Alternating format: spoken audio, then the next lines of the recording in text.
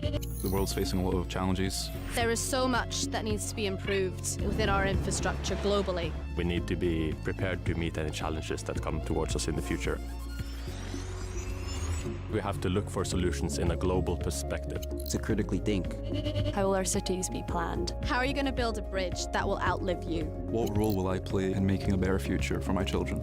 You have to connect with people and translate what they want to have into something real. At the start, when it's just a design, it can be scary. Part of the design process is to fail. You have to go back to the drawing board again and again. You are collaborating with so many other disciplines, architects, engineers, tradesmen. To solve problems. Heriot-Watt has opened my eyes to what's possible. We have to use the limited resources we have to accommodate the growing population. Use wave technology. Affordable housing. Move on from petrol-based infrastructure to electric. We must work together. Create a sustainable and energy-efficient future.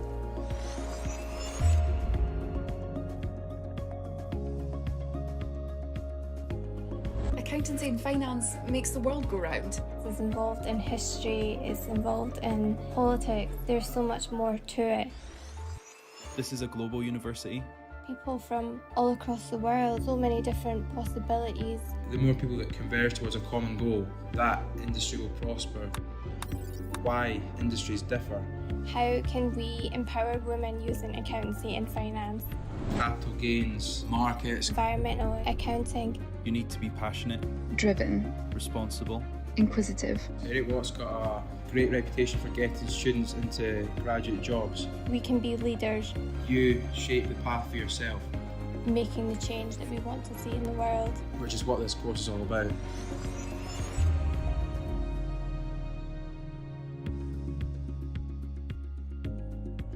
Where would we be without business and marketing? Consumers and people, they underpin everything. Our world needs our industry to explore. It's extremely helpful to study international business with all these international people around. What steps can we take to improve the environmental crisis? How can I play a role in the water crisis? How can we have a more ethical supply chain? It's our generation that needs to make the changes and start to implement them. SWOT analysis. Entrepreneurial capabilities. Sustainability. Work-life balance. How can you bridge the empathy gap with your customers? Create a business that disrupts everyone else. We could kind of go into any industry. But while running it, making a change. The marketplace will be determined by creative thinkers.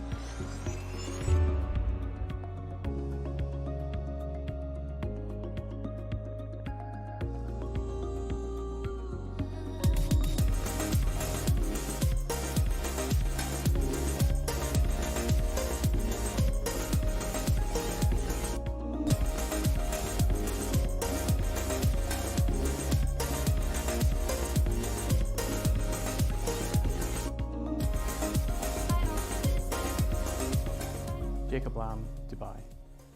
I chose to go to Dubai, it was just a bit of a dream and a bit surreal to be able to go there for 3 months and study. The teaching quality was exactly the same, but what we were studying was different, which made everything a bit new and a bit more interesting. I went skydiving up off the Palm, which was fantastic. I'd never been scuba diving before, so that was something really amazing. It was whatever I put into it, I got out of it. It was finding about how I as a person could survive and thrive. It was really challenging myself. Sanif, Malaysia. The Malaysians were very hospitable and very nice people, and the way that the classes were done, everything was all done as they normally do in Edinburgh, so there were no issues academically. While I was there, I took the opportunity to go do some traveling. I ended up traveling to Singapore, Thailand. I feel that my confidence has improved a lot because my networking and teamworking skills has improved substantially, so it will be quite helpful for when I finish my degree and go looking for a job.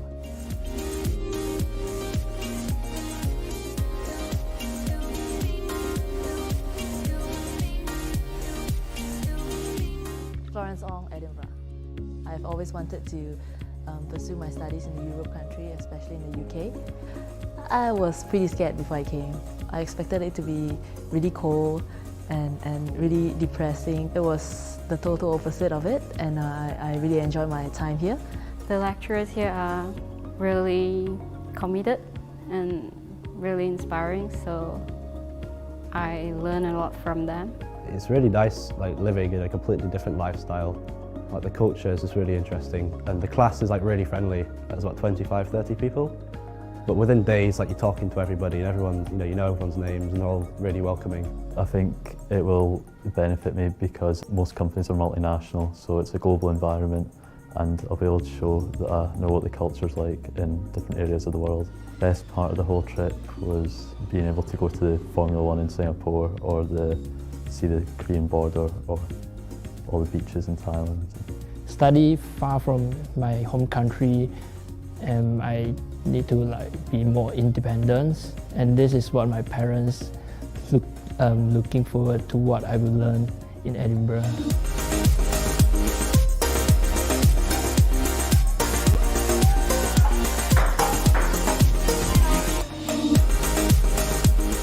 Henry Charles Grenville, Edinburgh. I think it's a great opportunity that we've got out there in Dubai. There are no other universities offering this, and I took it and never looked back. It's been awesome.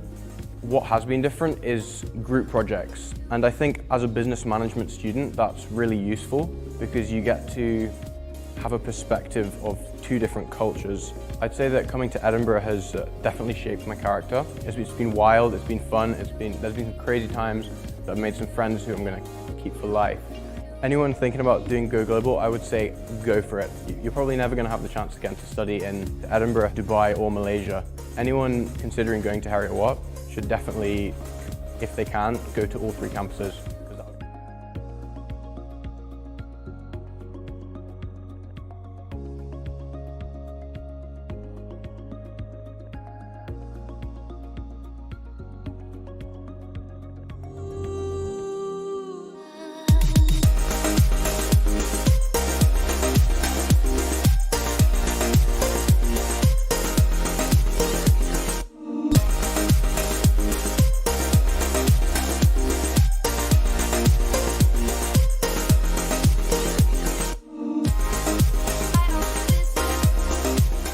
Jacob Lamb, Dubai.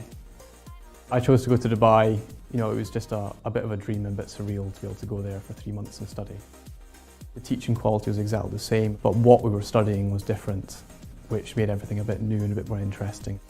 I went skydiving above the Palm, which was fantastic. I'd never been scuba diving before, so that was something really amazing. It was whatever I put into it, I got out of it. It was finding about how I, as a person, could survive and thrive. It was really challenging myself.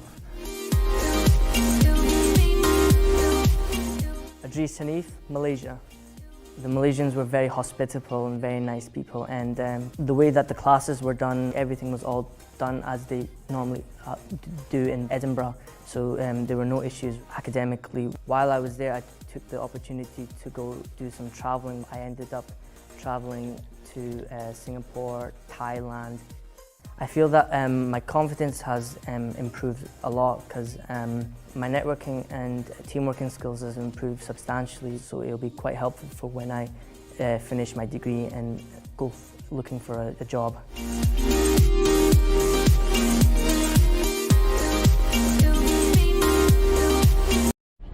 Where would we be without business and marketing? Consumers and people, they underpin everything. Our world needs our industry to explore. It's extremely helpful to study international business with all these international people around. What steps can we take to improve the environmental crisis? How can I play a role in the water crisis? How can we have a more ethical supply chain? It's our generation that needs to make the changes and start to implement them. SWOT analysis, entrepreneurial capabilities, sustainability, work-life balance. How can you bridge the empathy gap with your customers? Create a business that disrupts everyone else. We could kind of go into any industry, but while running it, making a change. The marketplace will be determined by creative thinkers.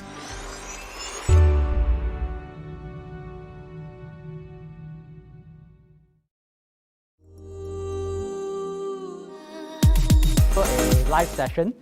It's being streamed at the moment on Facebook as well as another media. I don't remember what it is. But welcome again to this nice and wet afternoon. I was just telling my friends that it's wet, but that lake out there is still a very, very nice calming effect. to have a look at it. This is a nice view here. My name is Ian Tan. I am the Associate Head of School for the School of Mathematical and Computer Sciences. Right. Today, I'm just going to talk a little bit about data-driven decisions. Now, I'm not going to talk particularly about particular programs that we have. If you want to talk about the particular programs, we can always talk about it after the session. But I'm going to talk a little bit about what we know today. We all probably have heard about data. We all have probably heard about data science. We all probably have heard about big data. We probably have heard about artificial intelligence. And how does the school offering in Malaysia play a part in all this? Yeah? But before that, Heriot-Watt. Heriot-Watt is a 200-year-old institution. It's 200 years this year. It started off as a mechanics institute, and one of the founders is James Watt, and hence you can see him. That's him, James Watt there. We have 5 campuses. Sometimes you will hear people say 3 campuses. Technically speaking, we have 5. 3 of them are in Scotland, 1 in Dubai, and our latest campus here in Malaysia. We are known particularly for actual science. Right, where, if I'm not mistaken, when I graduated, Malaysia only had 3 actuaries. And one of them, if I'm not mistaken, is a friend's friend actually, who's also a graduate from Edinburgh, from our campus from Edinburgh. We are also known for computer science because we are the first computer science school in Scotland in 1966. Yeah? That's probably older than most of the people here. Except for Auntie, probably, even probably older than me as well. Yeah? Malaysia, we will be celebrating our 10th year anniversary next year. Although we started about middle of the year, but we will start to celebrate our 10th year anniversary starting next month, yeah? In January. We have about 2,000 plus students, and the campus, as you see, hopefully you have had a tour of the campus, it is actually able to take up to 3,000 plus students. So we still have a lot of space to cater for a lot of students here. Now, before I go on, we have this teaching philosophy here that's very different. Most places where you go to a university, you get an academic qualification. We believe that it is actually more than just an academic qualification, and we believe that something called positive education. All of us here, probably sometime in our life, have formulated our purpose in life. Whether you have or have not, or a short-term or long-term purpose. What we do here is that we help you realize what is your purpose. And more importantly, we help you articulate what is your purpose. You can look at that from a short-term perspective, what you want to achieve in your university years. For me, when I was in university, my only one thing I wanted to do, graduate. Very simple, okay? Because I would have been the first in my family to graduate at the time. And also, it's a bit of a little competition with my friends on who will be able to graduate seamlessly. So that was my own aim at that time. However, I only realized my purpose in life much later, about 2 or 3 years after I graduated.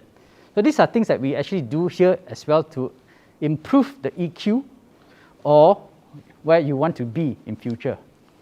So it leads with not just the academic excellence, we also make sure that you are resilient and also look after your well-being. If you join us, rest assured, we will look after you.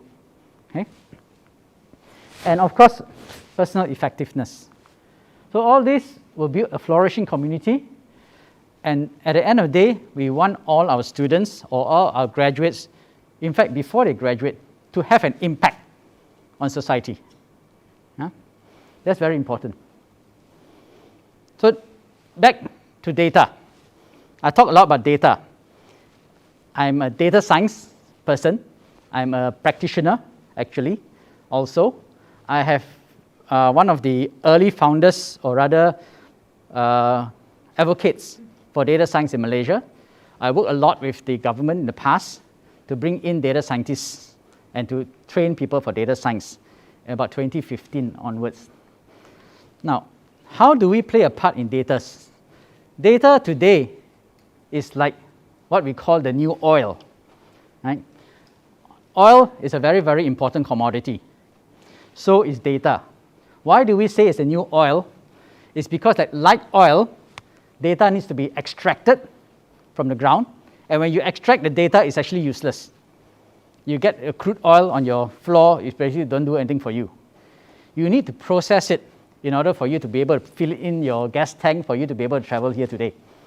Right? Same with data, it needs to be processed. Now this process part and how you actually use it is something I'm going to talk about a little bit. For data to be useful, we need three areas.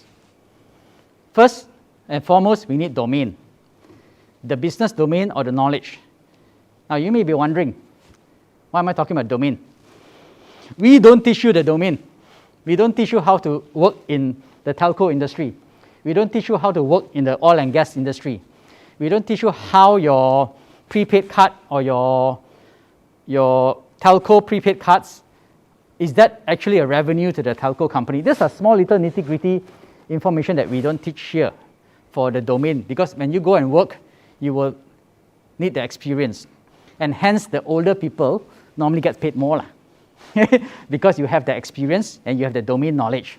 But there are some professions, for example, law, accounting, and actual science, where there is a very specific area that you need to know.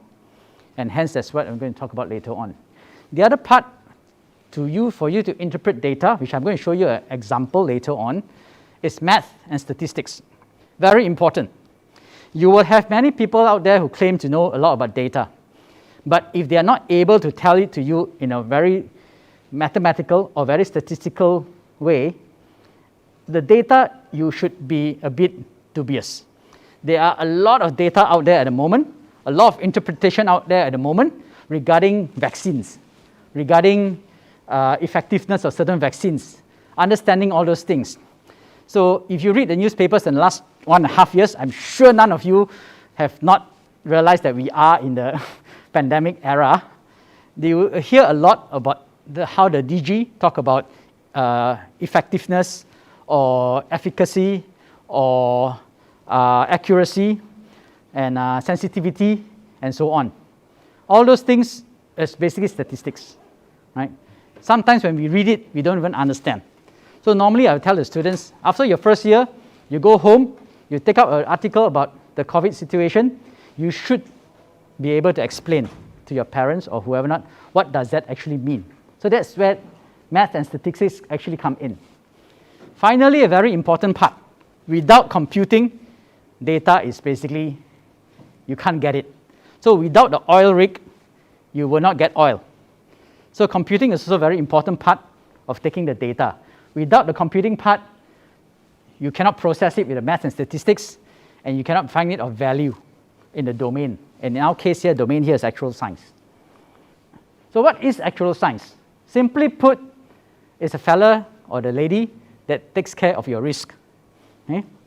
A trained professional who evaluates financial risk mainly, but not necessarily just financial risk, and design ways to reduce the impact. And hence, most of the time when we talk about actual science, the first thing that comes to mind is insurance. Okay? But it's not only in insurance. So, taking a very good example here, I like this example, is because that just recently, why I'm trying to beef this example is that recently, about 3 years ago, Malaysia wrote motor vehicle insurance has been de-tariffed. Now, what does that actually mean to us?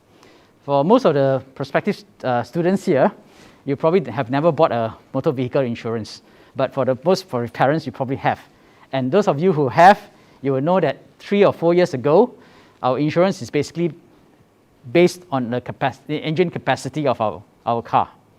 But today, the insurance premium is all different. Depends who you go to. Now, who does all this work? An actuary. What happens 3 years ago? We could not just take a model from maybe UK or Australia or anywhere and say that this is our model. Why? In UK, for example, 30 years ago, anybody below the age of 25 is not allowed to buy a Golf GTI, a sports car. If you buy a sports car below 25, you will not get insured because you are extremely high risk and the actuaries could not calculate, or rather could not make a profit if they charge you a premium or whatever premium it is. So this kind of models are also very different. And in UK, for example, different parts of London will have different premium attached to the insurance or your car insurance. Why? It very much depends on theft, robbery, accidents. In London, it's very common. My friends there, every year they would have either their side mirror gone or something will happen to them in their vehicles. So what is it now? So we look at age, for example. We look at your profession. Unfortunately, in Malaysia, we also look at your gender. Okay? Those of you who are not aware or who are buying car insurance soon, go and try to change your gender and get a price, and you see whether there's a 20 ringgit difference or not. You can go and find out what it is. Some of them will have. Of course, based on location, today, I would advise most people to buy flood insurance today. For obvious reasons. I think everyone here know that Klang is kind of submerged today.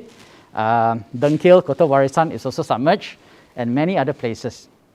Flooding is a big thing. Also, there is also a clause, those of you who are doing home insurance, who buy insurance for your home, you will also notice that there are insurance that actually protects you from tornadoes in Malaysia. Malaysia has no tornadoes, right? You have no hurricanes. But if you add on that clause, it's typically a very minimal or no extra charge. Because from the insurance perspective or the actuary's perspective, there's no extra risk because there's no tornadoes. So you just add it on. I'm giving you the example because from my own personal living quarters, the agent actually put that in for us for free. It doesn't cost us anything. But we had a mini tornado and my roof was blown off. And I was able to claim, right, for no extra insurance. So these are examples of what an actuary actually does. So in this case here, we de-tariffed in 2018. So today it's quite common. We go and compare prices from different insurers and we decide. But somebody at the back has to do some work to figure out what is their risk, whether they can risk to do some. And why are they different? Maybe because their client profiles are different. Maybe a majority of the data that they have from their past clients have a different demographics. Yeah? Or rather, in today's term, again, it's an ever-changing world. We look at not demographics, but we look at something called ethnographic.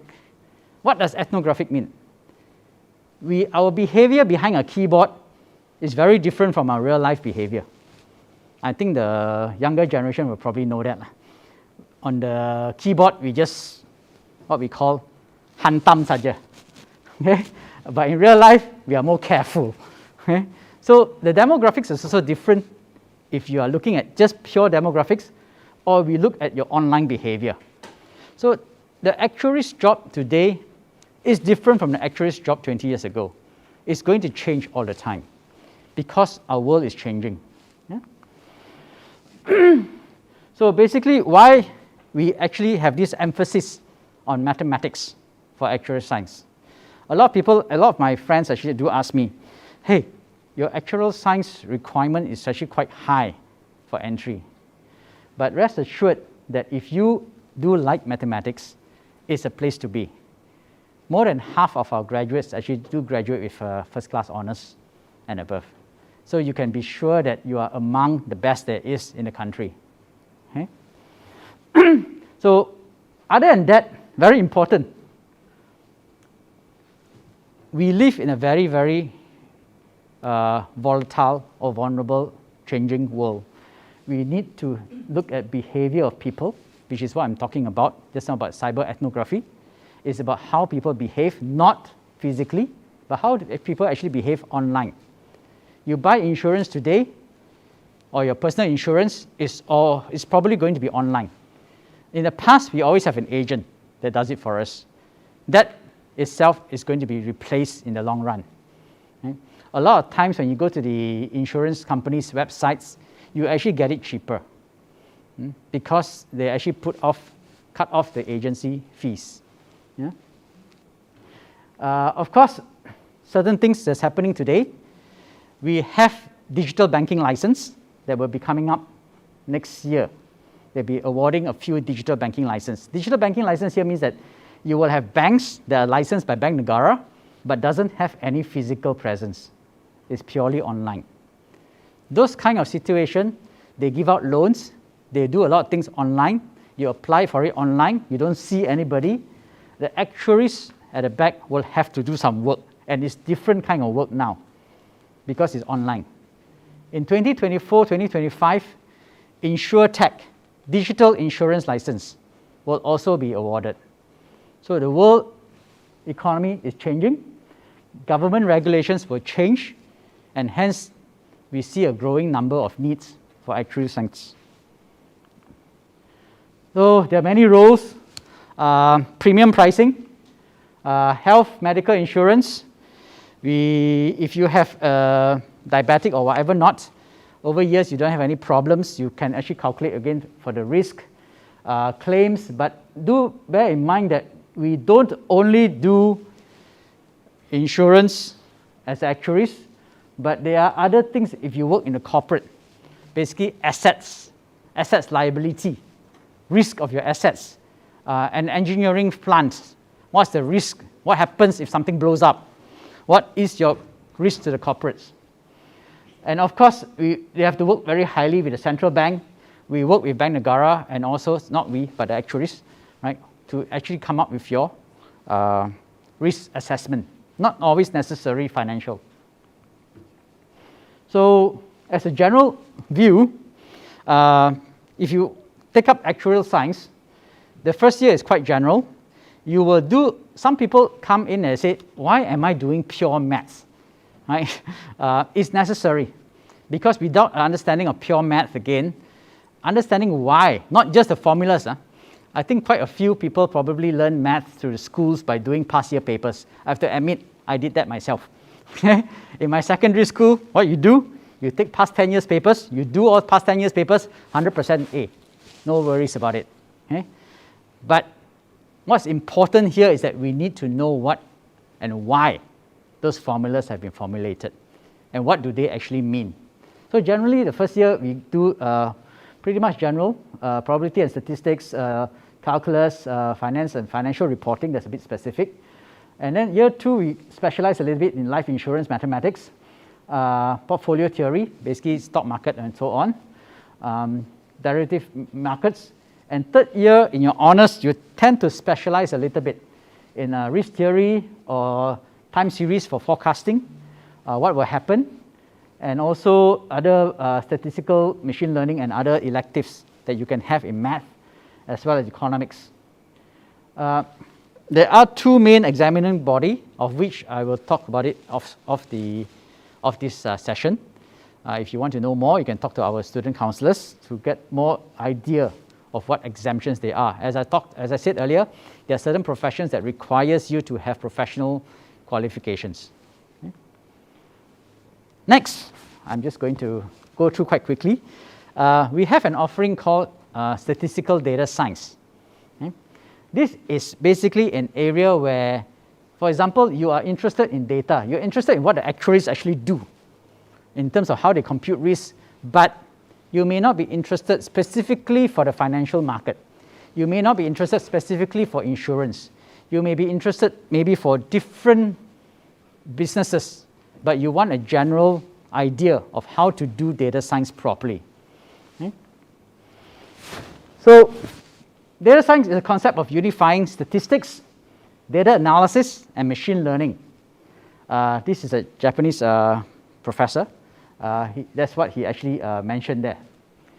Now, I like this quote here. I think when we first launched the program in Heriot-Watt, Malaysia in 2018, 2013, I think. We gave out this T-shirt with this quote here. What is a data scientist? A data scientist is somebody who is better at statistics than a software engineer, but better in software engineering than a statistician. So in a sense, it's both. It's both an IT person or software engineer as well as a statistician. So very important. I like this because it resonates with a lot of people, what data scientist is. So giving an example, I'm taking this example because everybody probably goes to the supermarket before. Now, what makes a good data scientist? What makes you think that you should study data science? If you ever go in a supermarket, the first thing you should ask yourself, what is the first, anybody can tell me, what's the first thing you see when you go in a supermarket?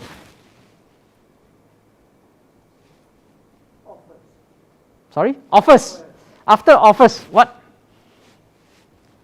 So you go into not Tesco anymore, Lotus or Giant or whatever not. What's the first thing you see? I'm sure most of you have, right?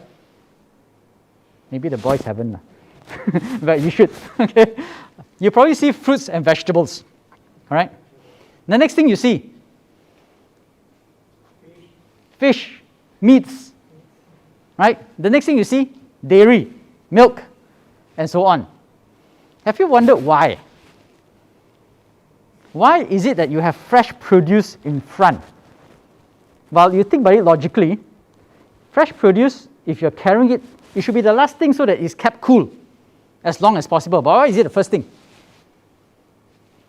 Have you ever thought about asking that question yourself? If you have, then data science is for you. Okay? If you put a milk carton in your trolley, which is about fruits, vegetables, fish, meats, and normally the milk is there, right? Before the rice, about there, about the rice and your meats and your noodles and so on, your carbohydrates. You put in there, this is a Western example. What do you think is the next thing that somebody will buy if you buy milk? Sorry? Meats. Buy milk, buy meats. But in supermarkets, what do you notice next? What's the percentage? Eggs? Many things, right? But they're all different probability. So 70% of the chance is that you buy milk, you're very likely to also buy bread. Very likely, not for sure. This is a simple probability. Okay? Then somebody mentioned eggs just now. After you buy milk, there's also a 50% chance that you'll buy eggs. Okay? And then, this is taking more British thing.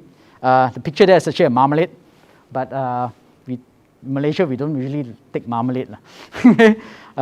So there's a 50% chance you also buy marmalade. So you can think about it, okay, these things all group together. When these things all group together, they should be placed all near to each other. All right, logically speaking. But of course, marketing-wise, they can do different things to make you walk the whole supermarket before you find your thing that you really want. So it depends on how they want to do it. Very small chance they buy tomatoes or tomatoes. Okay, I prefer to use tomatoes. So this is an example. When you go to the supermarket after today, the weekend shopping, now you go and think about it. Why are the things the way they are? More than that, when we look at the shelves on the supermarket, the height of the shelves is also very important, right? Those companies that have a lot of money, they will pay the supermarkets to put their products at your eye level. Right? So it's not always the best choice. So you have to, now since you are aware, you probably will shop a bit differently. But fear not, they also know that. They know that once you're aware, they will also change. And hence, when you go to supermarkets, you will notice that they will change their layout every so often. Those of you who shop regularly will know that supermarkets, occasionally, they will move their products to a different shelf. But certain things will always remain the same. The fruits, vegetables, the meats are always in front. And things like the chewing gum, your batteries, your shaver, is always at the cashier. Normally, not always, normally it's at the cashier. There's a reason for that, especially batteries, chocolates, drinks, soft drinks. Because those things are normally not in your shopping list. You don't usually put a can of Coke in your shopping list, or you don't usually put a pack of batteries. But as you're waiting there, hey, sweet, let's buy one. You know, so that is the kind of situation that you are in. All this takes marketing effort. You need domain knowledge, as I mentioned. I picked this domain because I think everybody can relate to it quite a lot. This is domain knowledge that we don't teach in university, but we teach, or rather we expose you to things like probability and statistics and see how you can actually employ this effectively. Now, what I like to say here is that I like to stress this very importantly. Why is our degree called a statistical data science and not just any data science? Because statistics plays a very, very important role in interpreting data. About a few months ago, we were all panicking. We were all rolling out our vaccines. We have our PPVs, we have all this. And the number of cases is reflected in this wavy line here. And this orange line here is basically our vaccination. Now, for any layman here, when you look at such a graph, right, you will say that, hey, the more vaccines we put out, the more cases happens, right? Very simple. But of course, everybody here knows it's not the case. Well, I'm sure there will be news on the internet or social media that says that is the case, but that is not the case. So when we have what we call a citizen data scientist who doesn't actually know enough statistics to know things like causation, right, this is going to be interpreted wrongly, very dangerous. We cannot say that the more vaccines you have deployed, the more cases you have. That is completely wrong, right? But that is around July, August this year. Why I got this graph was because I was doing some work on reporting the cases, and somehow this graph came up, and I look at it and said, okay, if I don't know anything, it just shows that more vaccine, more cases. So statistics is important. You cannot interpret that. A qualified person, the difference between an actual data scientist and one who claims to be is how much statistics they know. Very important part. So data scientist roles everywhere. Chief data officer, chief AI officer, chief analytics officer, statistician, of course, business intelligence, quantitative analysis, quantitative researcher, machine learning engineer, big data engineer, so many of them. Basically, if you go on LinkedIn or you go on JobStreet today, you'll find that you'll probably have a few thousand vacancies in this area. It is a very highly sought after area. What is missing is actually properly trained people, especially in statistics, to interpret data correctly. So jobs are plenty. When I first started with working with MDEC on getting data scientists in 2015, they said we only need 2,000. Within 6 months, they told 20,000. And within 2 years, they said, no, we need about 200,000. But I think 200,000 is a bit too much. We don't need that many. So it's actually everywhere. Top 5 jobs of the future is 2019. 2018, MDEC, that time was, the CEO was Datuk Yasmin, who coincidentally is today Heriot-Watt's chairperson. So we have statistical data science. Note that the first year subjects are basically the same as actual science. So if anybody out in the industry that is looking for data scientists, they will also look at actual science graduates. Right? Then they actually have a lot more electives, things like big data management, data assimilation, and also some of them that are pretty similar to your actual science. So they will learn things like statistical machine learning and so on and so forth. I can take this a bit later on. Now the final part that puts all this together, which is what we offer as well, is computing. Why is data important today for computers? Or why is computing very important? Today we have data from everywhere. In this room itself, we probably have around 100 data points for the government to track us. Not your MySejahtera, but even before the MySejahtera, your mobile phones.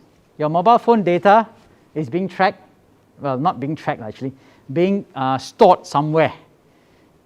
Where you are, what you do, what applications you use, what websites you surf, and so on and so forth. It's actually all, unfortunately, in the internet somewhere.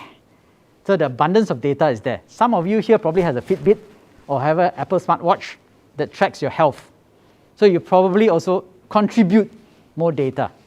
You have an Apple phone, you have your Android phone. Every single Android phone, every single Apple phone, you have a unique ID. Those of you who probably do not know about it, nobody actually talks to you about it. But if you go and check your Apple phone or your Google Android phone, you have what we call the Google ID.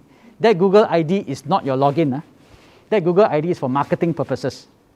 They actually know what you do, where you are, and so on and so forth. Okay? So there are different types of data. We have date currency formats. Working for an American company in a British university and so on and so forth, coming from British education, we have month, day, year. Day, month, year. And you go to China, it's day as year, month, day. Simple things like that. Date formats is something that we need to take care of. Categorical data, very simple, fish, eggs, or whatever not. Continuous numerical data, we have images, we have location data, we have your GPS data. We also have videos. So a lot of work today on computing side, we actually have to process all this type of data. I take this shopping mall again, no, not again. It's also another one of those things that I used to do. I stopped doing so. Is that we actually study what makes people attracted to spend, not to go to the shopping mall. What do people spend on, and what makes them spend more? What's happening? What we discovered, surprisingly, was the thing about data science that and computing is that we do not know what we are looking for sometimes. So when we do an analysis of the data were information, for example, whether there's sale, whether the day itself was hazy, the time was big haze and so on, or whether it was sunny, whether it's rainy. Normally, when it's hazy or it's rainy, shopping malls do better because people go to the shopping mall because it's air conditioned. That's what we think.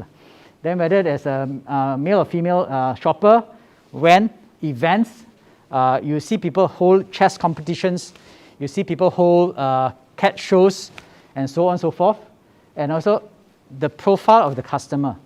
Do they spend more? What do they spend on?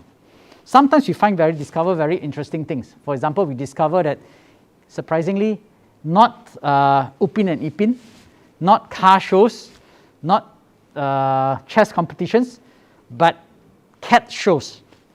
Cat shows actually creates more businesses for the mall operators. Don't know why.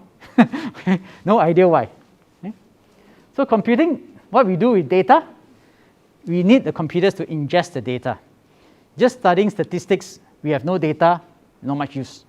So we need the computer science people or the computing people to be able to do data ingestion, okay? Programming, software engineering. We need to also understand how to store them. We also teach things like the databases, or what we call the NoSQL as well, or big data management, data management itself. And for computer science people, also how to apply this using the machine learning algorithms, AI techniques, design, develop, deploy software applications. So those are things that you actually learn. I'm giving this talk based on the data-centric environment. Of course, you do other things as well as a computer scientist. Job roles, you see there's some overlaps with the statistical data scientists, machine learning engineering, AI specialists, and a few others job roles. So again, there's abundance of vacancies, especially for this area here. Network engineer and cybersecurity analyst, data engineer as well. Data engineering is something that is relatively new, but basically how you extract data, how you store data, and do some preliminary pre-processing. So this is we call it computing science. First year we do a little bit of mathematics. It's less mathematical intense than actuarial science or statistical data science. Right? More focus on the core components of computing. And again, we have quite a few data-centric subjects, for example, big data management, data mining, and so on and so forth. So that covers kind of the domain that we have some. Statistics and math, we have a degree that's more focused on it, and BSc Computing Science. Now, they all come together to look after this little area here called the data scientist, or rather data-centric. Now, this actually diagram is actually what we call the Drew Conway data science diagram. So in a sense, we are actually focused on today's needs, which is actually data science. As I mentioned, actuarial science and statistical data science, the entry requirements that we require is actually at least an A in mathematics, very important. And for computing science, we don't require an A in math, just a B for math. Okay. I just wanted to talk a little bit about what else we do. AI, data science, the University of Heriot-Watt in Edinburgh. We are also the national, joined together with the University of Edinburgh, the National Robotorium Centre. Means that the National Robotorium for the UK is actually with us in the university in Edinburgh. Important, the 5 campuses, 3 of them in Scotland, 1 in Dubai, and 1 in Malaysia. Of course, for us, we only look at it as 3 because the main campus is the one that we normally relate to. Because the other campus do things like textile and things like that, so it's a bit different. We do encourage people to travel, to take opportunity to see different campuses. We offer people a certain fee waiver, but the Dubai one is actually 10%, the Edinburgh one is 20%. You can go as little as 1 semester, you can go as much as maybe 2 or 3 semesters. These are campuses. Very active student activities here. So don't come, those of you prospective students, don't come to uni and go back at 5 o'clock or 6 o'clock. Right? Do spend time with your other classmates. It's very important as part of the whole university education. Okay? We do a lot of industry visits, AIA, Great Eastern. I think this one is Bursa, and this one is Bank Negara, I think. Yeah. A lot of students say, I've taken one from our actual science student. Basically what she said is a foreign degree without needing to leave Malaysia. But you also have a choice if you want to go to Dubai or you want to go to Edinburgh. Okay? There's no real restrictions for Heriot-Watt. So that's all I have for today. Feel free to chat after this, or you have any questions that you have, you can post it up. I can be contacted quite easily by email. I think it's quite difficult to forget. Very, very short, i.tan, and the rest of it is heriotwatt.ac.uk. Okay? So that's me today. Any questions you have? Yes? The actuary jobs, will it be replaced by AI in the future? Very good question. Whether the actuary's job will be replaced by IR4 or digitalization. The fact is that the actuary is the one that creates these models to replace not themselves, but replace their menial work. At the end of the day, the machine doesn't have something we call emotional intelligence. A lot of things to do with risk has to do with our emotional behavior. Right? For example, when we buy a car, are we actually very factual about the car we buy, or we see the car, it looks nice, and in certain highway, certain lighting, it looks very nice, that's the one I want. It's very emotional driven. Right? The actuaries, similarly, they have to understand characteristics people to build a model. So they are the one that build the things that does the menial task for them. They will not be replaced. They are the brains behind it. The menial tasks that will be replaced are things that are, how to say, repetitive. Repetitive stuff will always be replaced. Yeah? And value. At the end, today is always producer, consumer.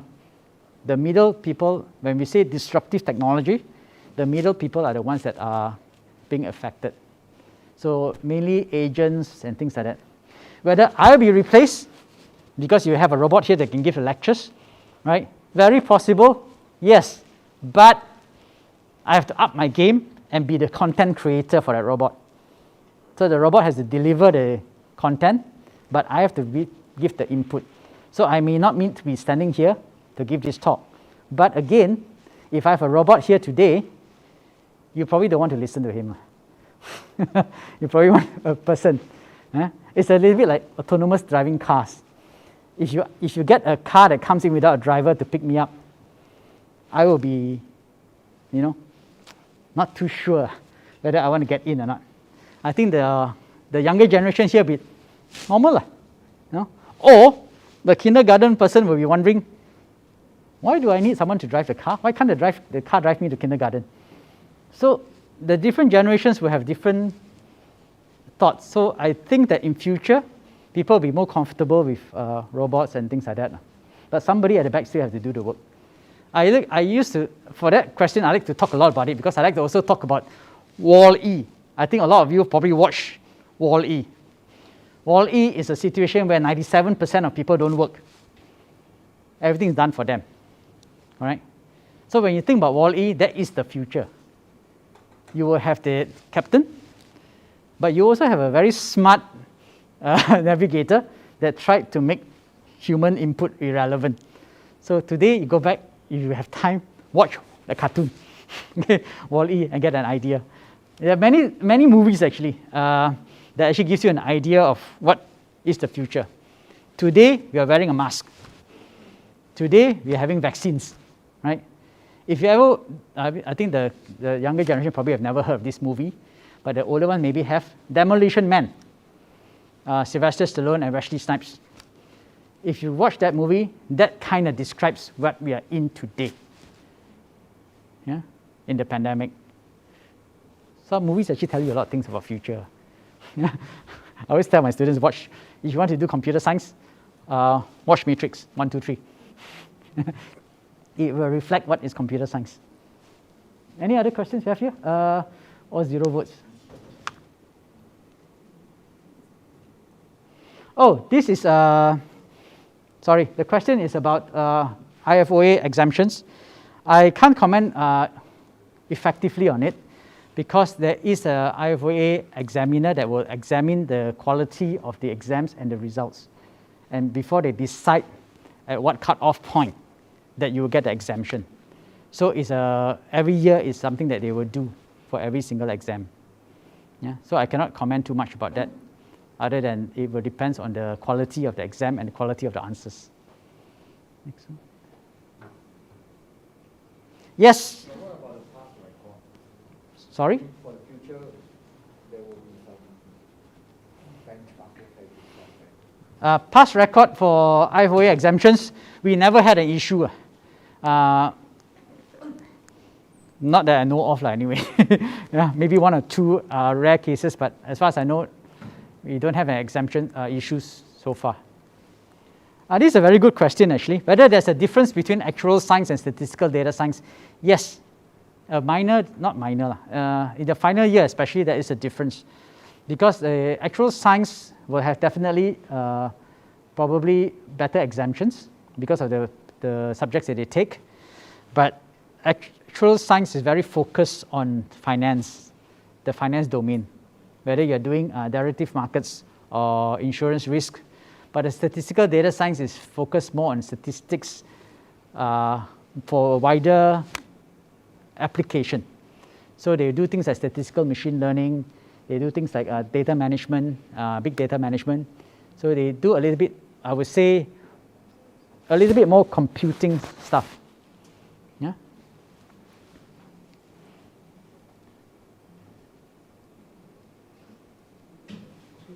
question here. Sorry.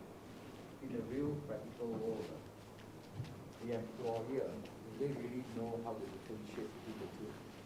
I mean, okay. Let me try to repeat the question.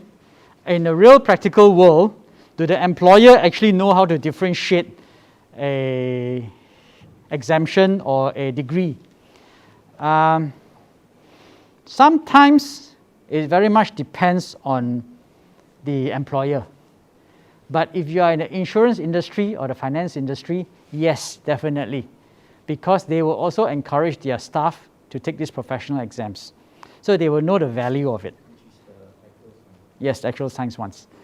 Now, employers, whether they recognize different qualifications, for example, I can get a qualification, same name from different institutions. It very much depends on the reputation of the institution. Normally what happens is, for example, if I'm an employer, I see someone with a, say I'm a local company, I see someone with a degree from Harvard. I might not even bother interviewing because the fellow probably won't join me. Okay, for example. Yeah? So I will have a preconceived idea. So sometimes when you see someone from maybe very highly educated in maybe a PhD from MIT who wants to do machine learning, then you look at your finance, I won't be able to pay this guy $100,000 a month. You know, so you can kind of, so it depends on employer what they want to do. Yeah? Now this question I find very often, and it's actually very difficult for me to answer. I cannot answer it effectively. Right? By right, you should have very good statistics, but it doesn't mean that you have to be an A all the way in statistics for you to be successful. Because the word data scientist has very many different domains. I've seen data scientists who are very domain specific. For example, there's one data scientist who's very successful. His background is actually in economics, but he's actually working in completely different area, not even finance. So he does a bit of econometrics on, or still a bit of pricing of commodities, but he's very domain based, so very business based kind of say. To be good, you should at least be able to interpret the graph I showed earlier. Don't give false interpretation. It can be very dangerous. So if you're not good in math, it's subjective. It doesn't mean that you cannot be a data scientist. You can still be a data scientist. It's just that preferably you are good in math.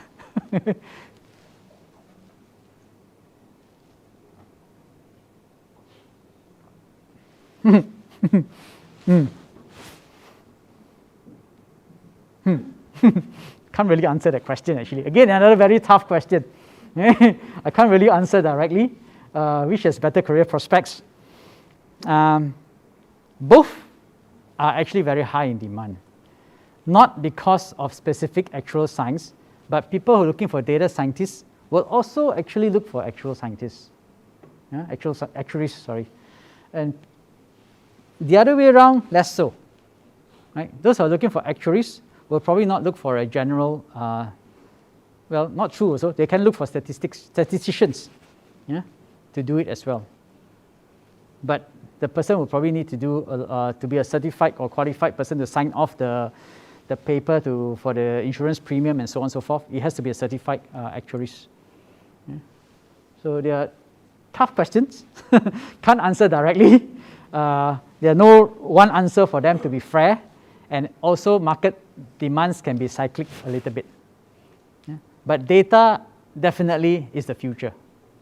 Yeah. So we actually need to work with data, and we need to be able to pre-process and, more importantly, interpret the data correctly. Interpret the data correctly, yeah? Which is what is actually kind of lacking these days. So I guess that's all the questions there is on the pigeonhole. Any other questions? Yeah. Based on the experience of all the actuarial science graduates, what is their spread like if they end up in insurance, finance or investments or even in asset management? It's very spread out actually. In fact, recently, about a few weekends ago, they had a talk about the what we call the HUMSAS, the Student Society for Actual Science. They actually invited people from the industry to talk. And you will see that they actually come from different background, whether it's insurance or even consulting companies, yeah, also corporates. So it's quite spread out. Yeah. In fact, some might not even work in anything to do with this. Some might open their own cafe. I mean, I don't know. You know, it does happen. Yeah. I myself as an engineer, but I ended up doing something else. Although I did start off as a, well, those days is what we call the 486 processor engineer. Yeah, but also moved from there and do something else later on. Yeah. Okay, in that case, I will still be here. I think I can't stay too long because there's another talk after this, but I'll be around if you need to have a chat or something like that. Okay? Thank you.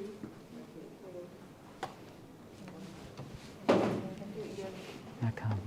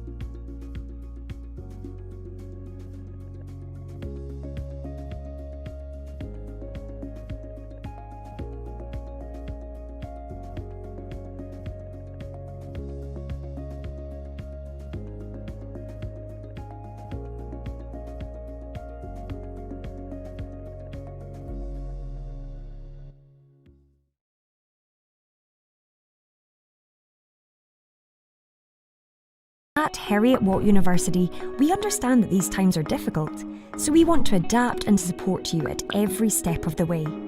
This is why we have created a forward-thinking approach called responsive blended learning. Wherever you are in the world, you are part of the Heriot-Watt community. We will support you to adapt to this new way of learning with academic, well-being and study support available when you need it most. And, of course, the clubs and societies that are such an important part of university life. So, what will this new way of learning look like? Well, we are creating an inspiring way of learning where all students will receive the same globally respected education. As conditions change, some students will access on-campus learning, whilst others will continue to engage with their course online. Through this blended approach, students will be able to build connections and be part of their class community, at a distance, and when you can return to campus. Our Heriot-Watt virtual learning environment will be your hub for interaction and engagement. Your course will be packed with live sessions with your classmates and lecturers, discussion forums, and the opportunity to discuss and share insights from practical activities. Our library, study skills support, careers and well-being services are all available to you on campus and at a distance. And your personal tutor will be there to guide you every step of the way. Our on-campus learning spaces such as labs and studios will be a safe place for group work and collaboration with your peers. Best of all, responsive blended learning will allow you to make and retain friends from all over the world, offering you the chance to be part of a truly global learning community. This exciting new way of learning will offer you the best of both worlds, to access inspiring online and on-campus engagement, and the chance to collaborate with a network of peers from all around the world. Be future-made with Heriot-Watt through responsive blended learning. Computer scientists and software engineers can be found at the forefront of the current digital revolution, driving the latest developments in artificial intelligence, cybersecurity, bioinformatics, healthcare, and data informatics. Heriot-Watt University Malaysia is offering a new BSc Computing Science degree, which focuses on software development and algorithms, with the aim of constructing robust, usable, and intelligent systems for industry and commerce. This degree is designed to help you build the next generation of software tools and systems based on cutting-edge technology and valuable skill sets. In the final year, you will be able to gain expertise in contemporary topics within the fields of artificial intelligence and data science.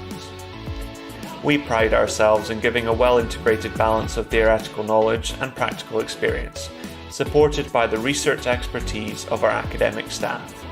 Our Go Global programme presents an exciting opportunity to experience studying in our other campuses and be connected with experts globally. At the UK campus, this includes access to state-of-the-art facilities at the Grid building and the National Robotarium. For our inaugural intake, we are offering various scholarships for the programme, so please see our website for details. Come join us in September.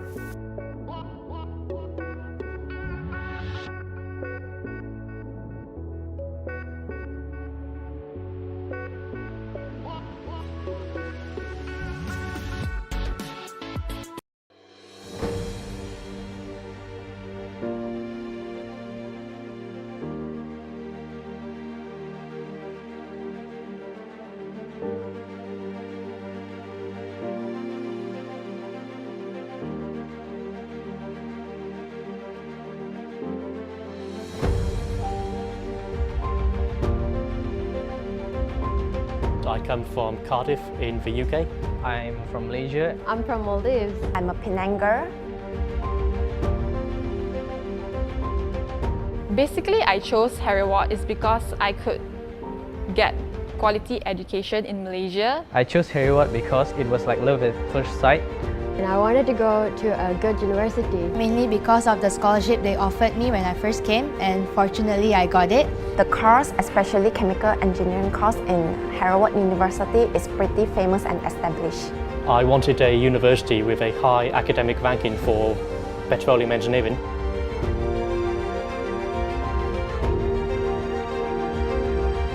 Heriot-Watt has prepared us immensely, not only in our educational skills, but also in our personal skills and personal development. If I were to go and work for a company right now, I feel like I'm quite well prepared for it.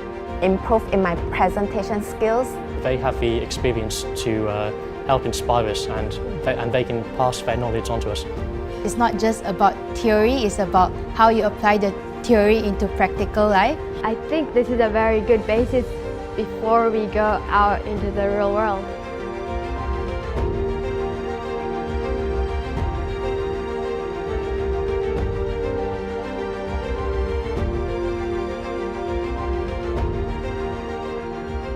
I would describe Heriot-Watt as global, welcoming, exquisite, multicultural, quality, and also challenging.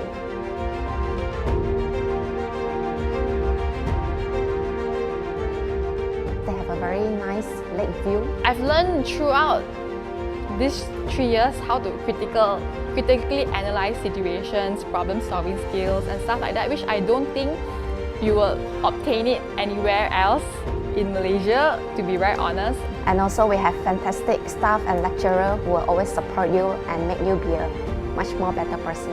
If you are thinking of making a choice of entering Heriot-Watt, you should do it. I would highly recommend it, not only because of the high quality of British education, but you also have a chance to meet so many new people from different countries and make so many new friends. I hope you decide to come here because it'll give you 3 to 4 years of something pretty amazing.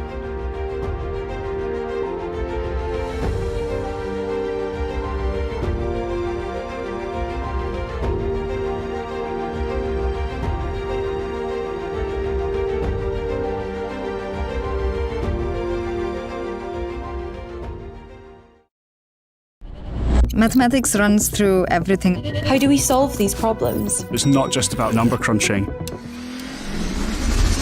The mathematical skills we learn help us forecast future events and solve problems. We're learning advanced statistical modelling and analysis with modern computational techniques. We need to be able to adapt. You don't know what's going to happen tomorrow. It's the actuary's job to design and develop new products that will help minimize risks. Actuaries estimate that financial impact and ensure that you're prepared for the worst. It's about learning to use your initiative. And asking what if. What financial impacts is climate change going to have? How can we make insurance more effective? How can you calculate financial loss of a cyber attack? There's not one correct solution. Mathematics can take you anywhere from working in finance, biology, pensions, insurance, the games industry. It opens up a lot of doors for so many different types of career paths. Heriot-Watt helps develop you as an individual. How far can we take it?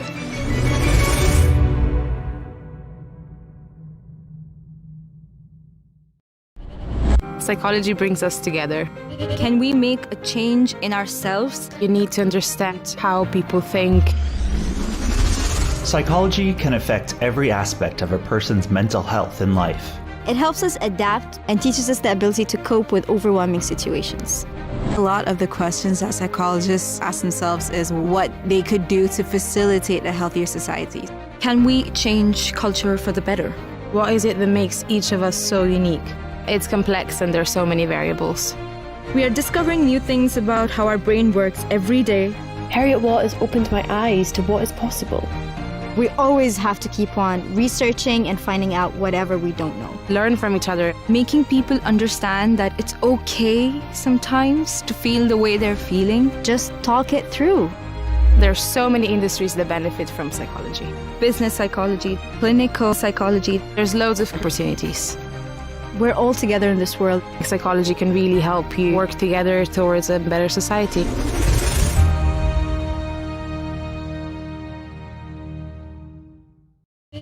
The world's facing a lot of challenges. There is so much that needs to be improved within our infrastructure globally. We need to be prepared to meet any challenges that come towards us in the future. We have to look for solutions in a global perspective. To critically think. How will our cities be planned? How are you going to build a bridge that will outlive you? What role will I play in making a better future for my children? You have to connect with people and translate what they want to have into something real. At the start, when it's just a design, it can be scary. Part of the design process is to fail. You have to go back to the drawing board again and again. You are collaborating with so many other disciplines, architects, engineers, tradesmen. To solve problems. Heriot-Watt has opened my eyes to what's possible. We have to use the limited resources we have to accommodate the growing population. Use wave technology. Affordable housing. Move on from petrol-based infrastructure to electric. We must work together. Create a sustainable and energy-efficient future.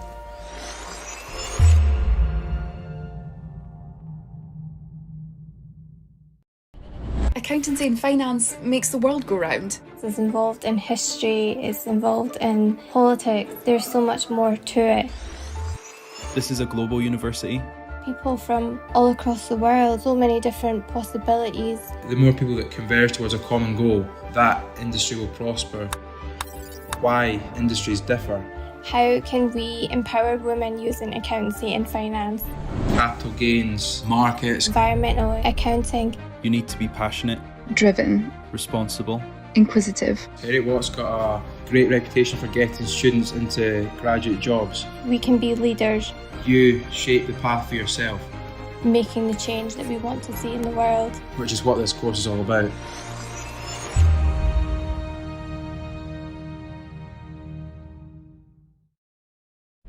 Where would we be without business and marketing? Consumers and people, they underpin everything. Our world needs our industry to explore. It's extremely helpful to study international business with all these international people around. What steps can we take to improve the environmental crisis? How can I play a role in the water crisis? How can we have a more ethical supply chain? It's our generation that needs to make the changes and start to implement them. SWOT analysis, Entrepreneurial capabilities, sustainability, work-life balance. How can you bridge the empathy gap with your customers? Create a business that disrupts everyone else. We could kind of go into any industry, but while running it, making a change. The marketplace will be determined by creative thinkers.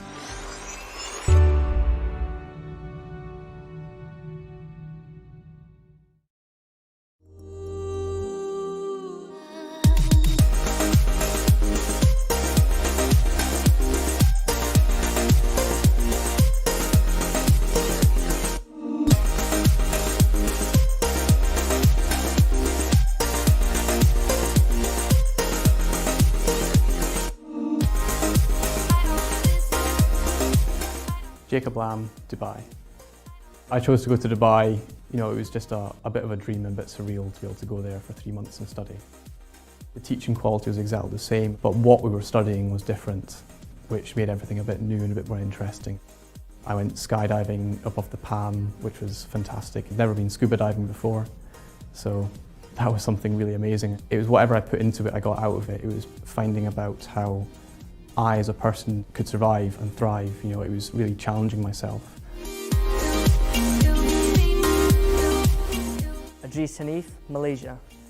The Malaysians were very hospitable and very nice people, and the way that the classes were done, everything was all done as they normally do in Edinburgh, so there were no issues academically. While I was there, I took the opportunity to go do some travelling. I ended up travelling to Singapore, Thailand. I feel that my confidence has improved a lot because my networking and teamworking skills has improved substantially, so it'll be quite helpful for when I finish my degree and go looking for a job.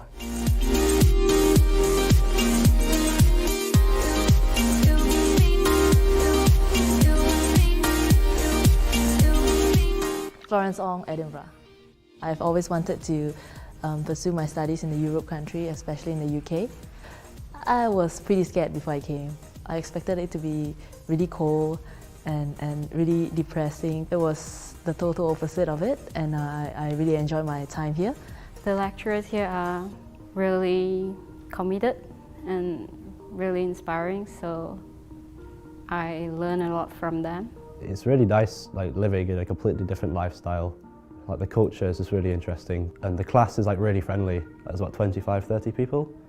But within days, you're talking to everybody and everyone, you know everyone's names and they're all really welcoming. I think it will benefit me because most companies are multinational, so it's a global environment, and I'll be able to show that I know what the culture's like in different areas of the world. Best part of the whole trip was being able to go to the Formula 1 in Singapore, or see the Korean border, or all the beaches in Thailand.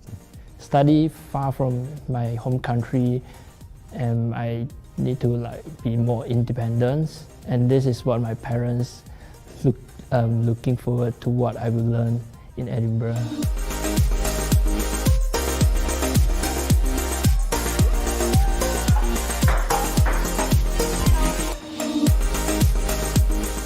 Henry Charles Grenville, Edinburgh.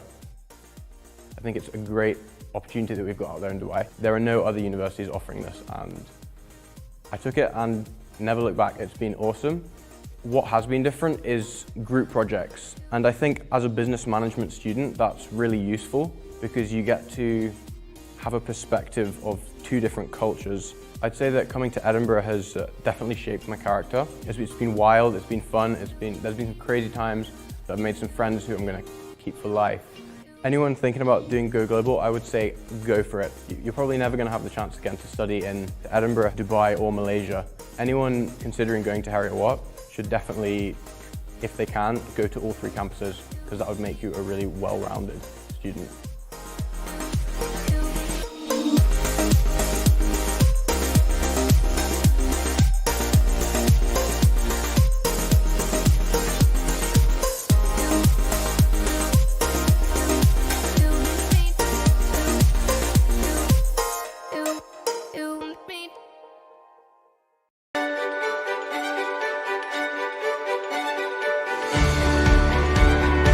How excited and how happy I am to be here. Honestly, you are the best that humanity has to offer. You are the latest model. You are the youth of the nation. You are the people who are going to make this world a better place. The Empower program is a program that goes in 4 stages. It starts by knowing and leading self. It moves towards leading teams, leading communities, and eventually leading enterprise. Introduces the students to activities. Through them, they can define their impact, write their own impact statement, and be clear of their own purpose and what brings meaning to their life. The Empower program, which is offered to all Heriot-Watt University Malaysia Year 1 students, applies positive education philosophies and practices which focus on building mental resilience, growth mindset, grit, and sense of well-being. Our students will go through the Empower program, would develop a key part of their life, of their future, which will help them stand out against the common graduates there is outside there. What I feel about today is like, because there are a lot of plans for us and we need to think about our purpose, so we are forced to think about like what we want to do in our life, and I feel it's really meaningful. So today's session for me was very informative because now I know what I love doing and what the world needs and how it can shape me in the future. For this empowerment program, Heriot-Watt has taken this subject, this requirement, and repackaged it in a way that it is consistent. It reaches out to you, to your past, your present, and your future. It was really helpful, and I think when I leave, I will definitely know what I want to do, not just in terms of my job or my financial security, but also what gives me a greater feeling of satisfaction. Throughout this program, it helped me to structure my goals so that I can plan one by one in order to achieve it. The Empower session, I actually feel very empowered, and he has this thing where he tends to make us feel like we can do anything and there's nothing that we cannot do. Today was a reminder for me and remind us that emotional intelligence is one of the priorities in our life other than IQ.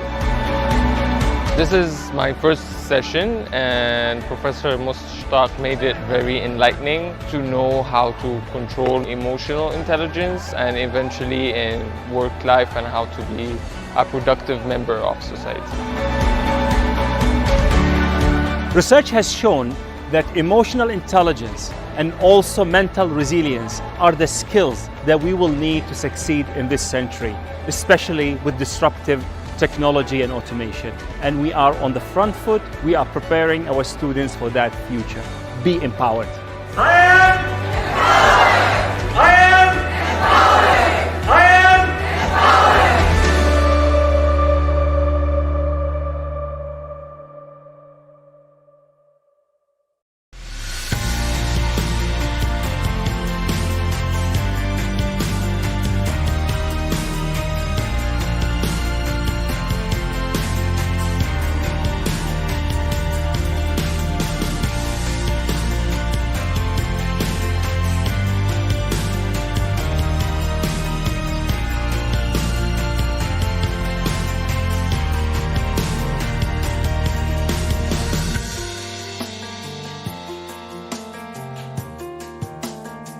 was confident also when she knew that we can afford to pay up through the scholarship for her education and all that. It means a lot to me and my family because it helps to lessen the burden. We won't have to worry about having to pay every month. 回到来后呢，我面对的挑战是他的英语一般，马来文的话是完全是不行，所以回来我考虑他未来发展他要走的方向到底是怎么来给他铺路啦。 The scholarship means a lot to me and my family because some people they may think entering uni is a very common thing after they graduate from college, so it really helps my family a lot by reducing their financial burden.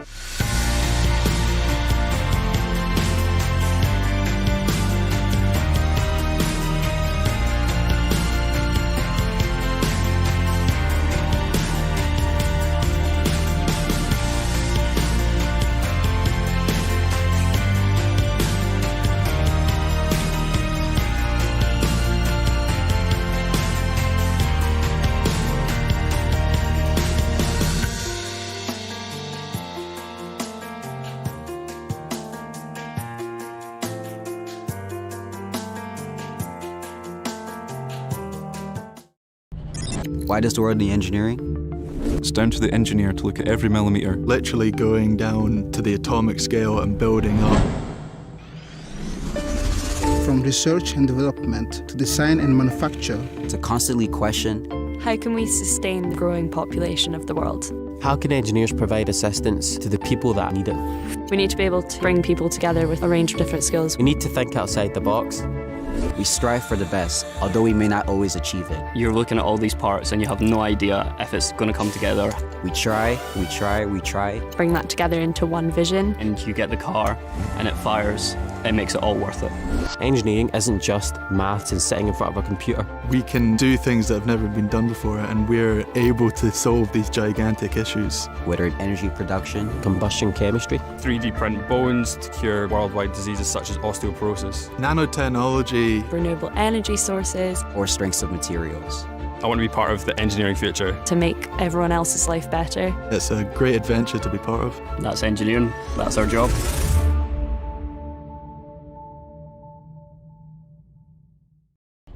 Accountancy and finance makes the world go round. It's involved in history, it's involved in politics. There's so much more to it.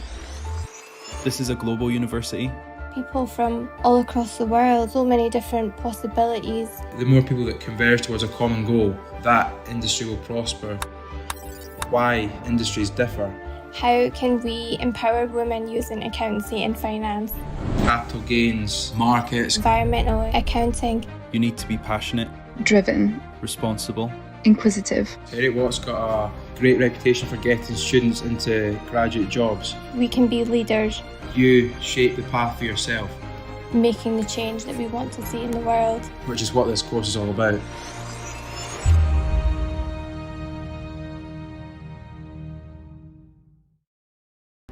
欢迎大家收看升学情报，一起上线找学校。你好，我是 Dino， 今天我们来到了马来西亚的 Heriot-Watt。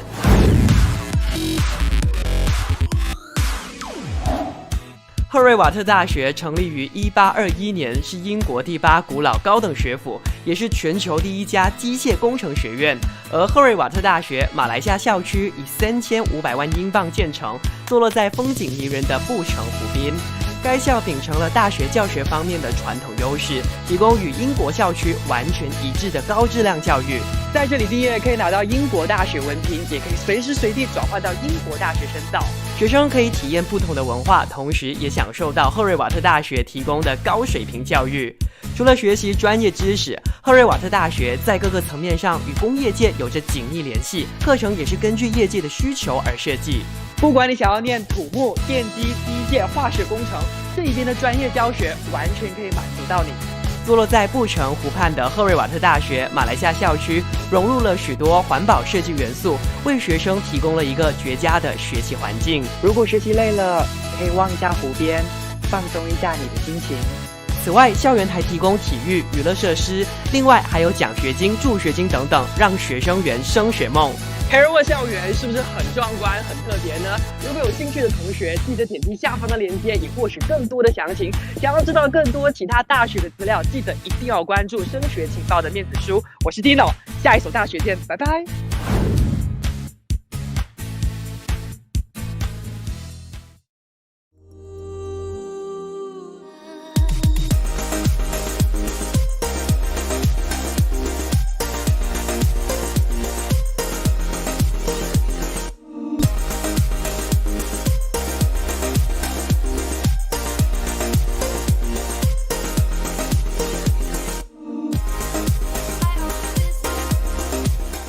Jacob Lamb, Dubai.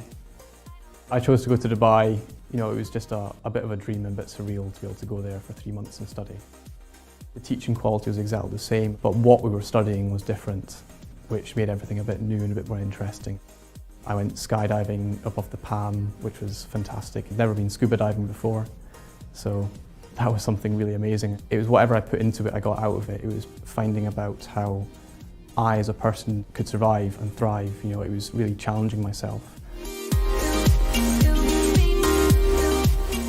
Adris Hanif, Malaysia. The Malaysians were very hospitable and very nice people, and the way that the classes were done, everything was all done as they normally do in Edinburgh, so there were no issues academically. While I was there, I took the opportunity to go do some traveling. I ended up traveling to Singapore, Thailand. I feel that my confidence has improved a lot because my networking and teamworking skills has improved substantially, so it'll be quite helpful for when I finish my degree and go looking for a job.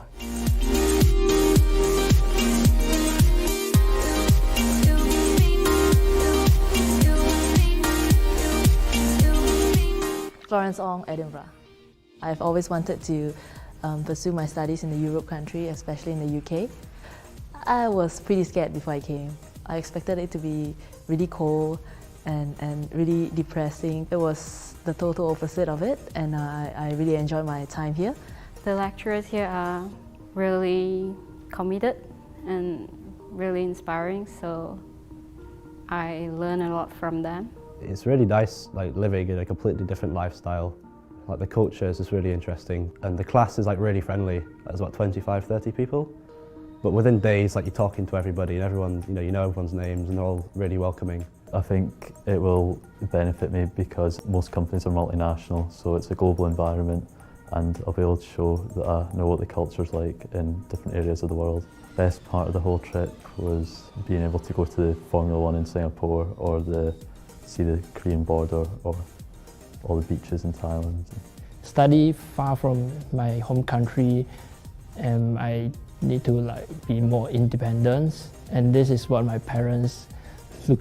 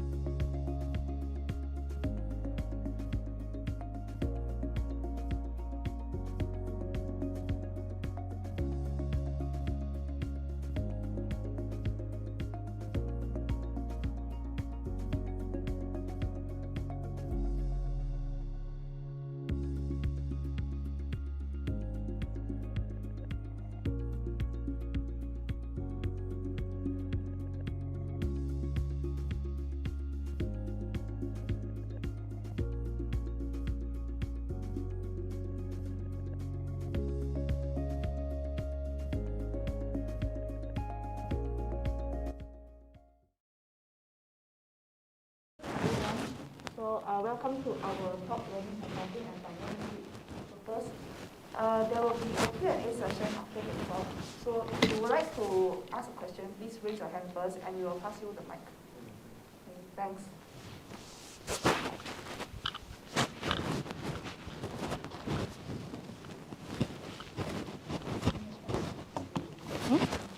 Okay.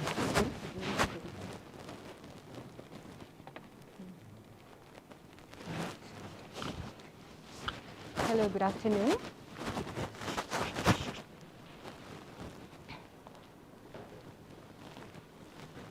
We'll start in just a second. Access the mic. Can you take it off? Thank you.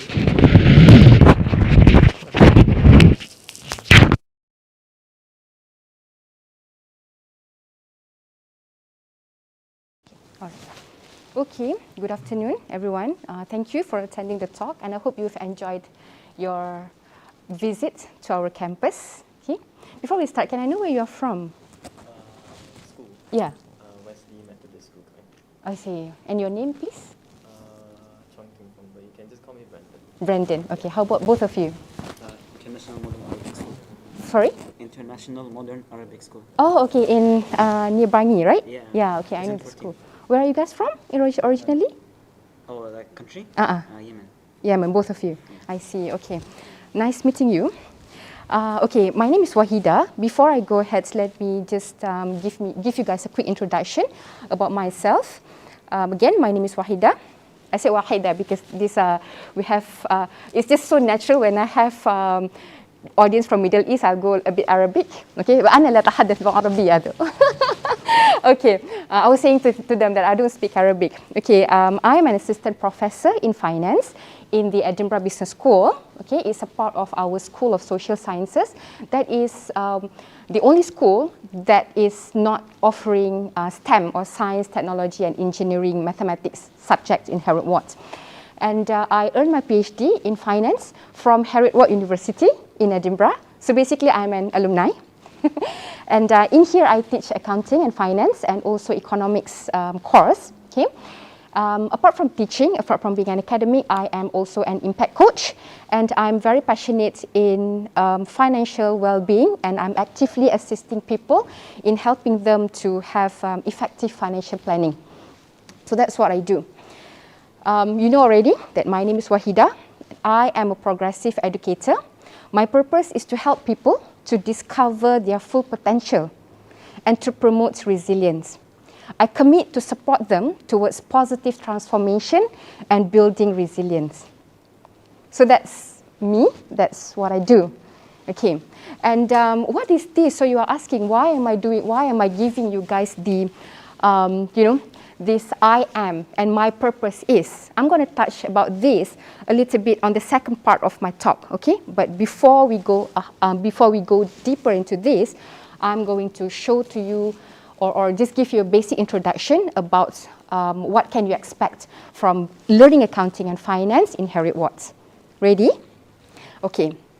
Now, basically, first thing first, right? I'm going to talk to you about learning accounting and finance in Heriot-Watt University. So what's in for you? First thing first, maybe it's fair for me to introduce to you where we are at, what we have for you.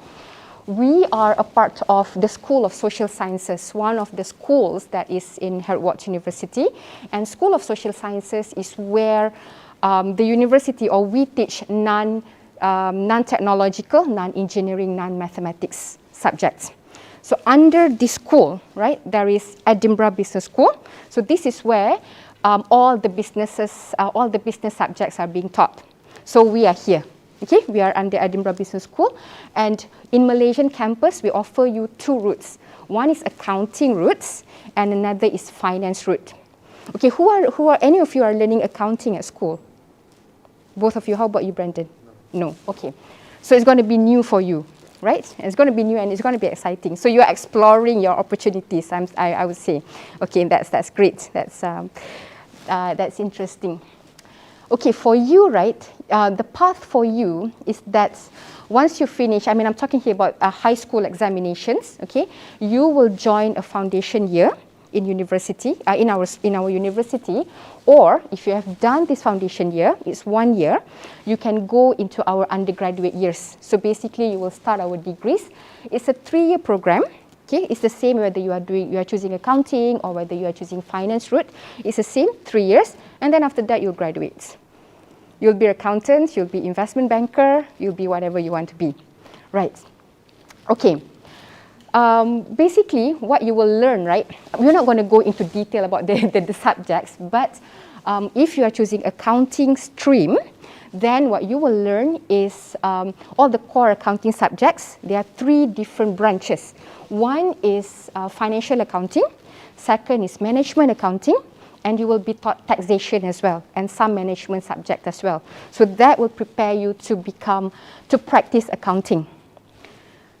If you are choosing to go finance route, right, in Heriot-Watt, we will teach you subjects like mainly focusing on finance as in investment related subjects, okay?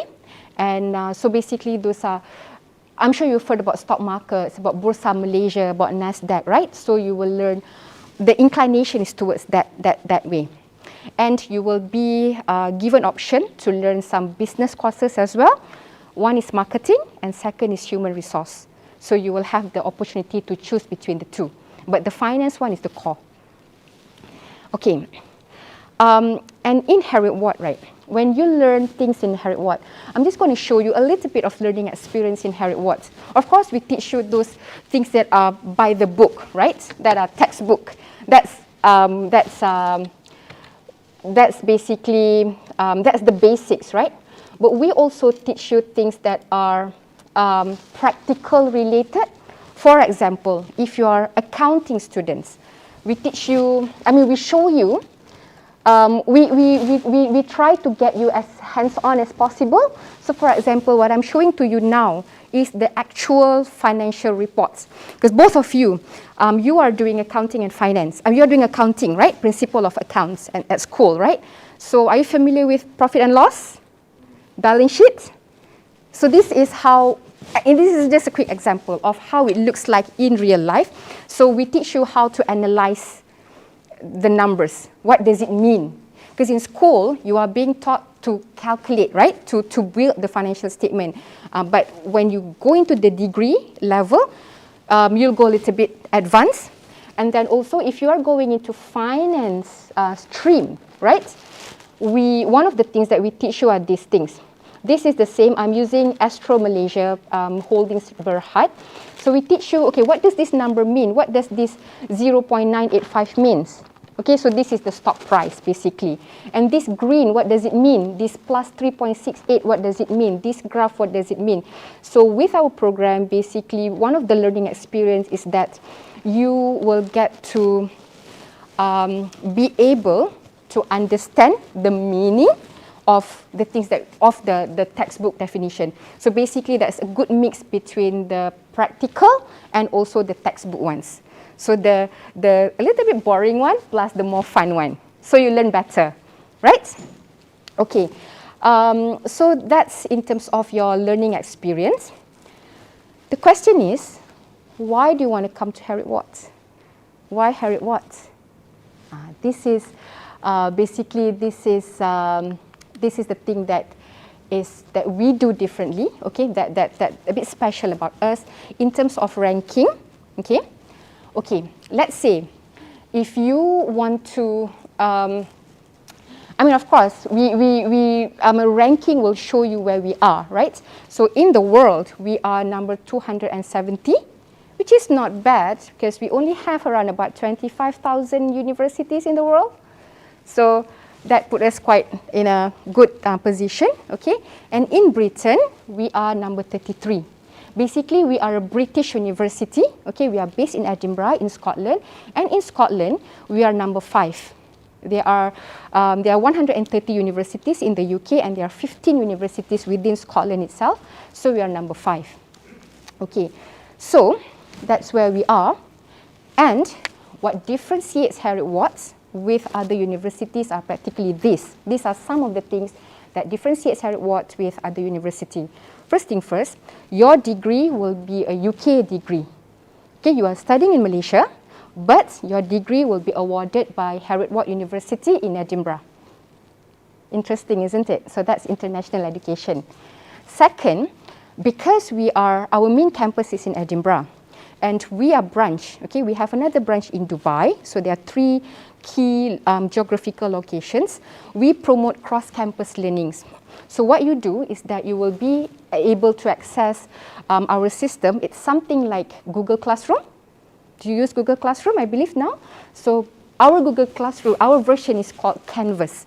So you can access to our Canvas, okay?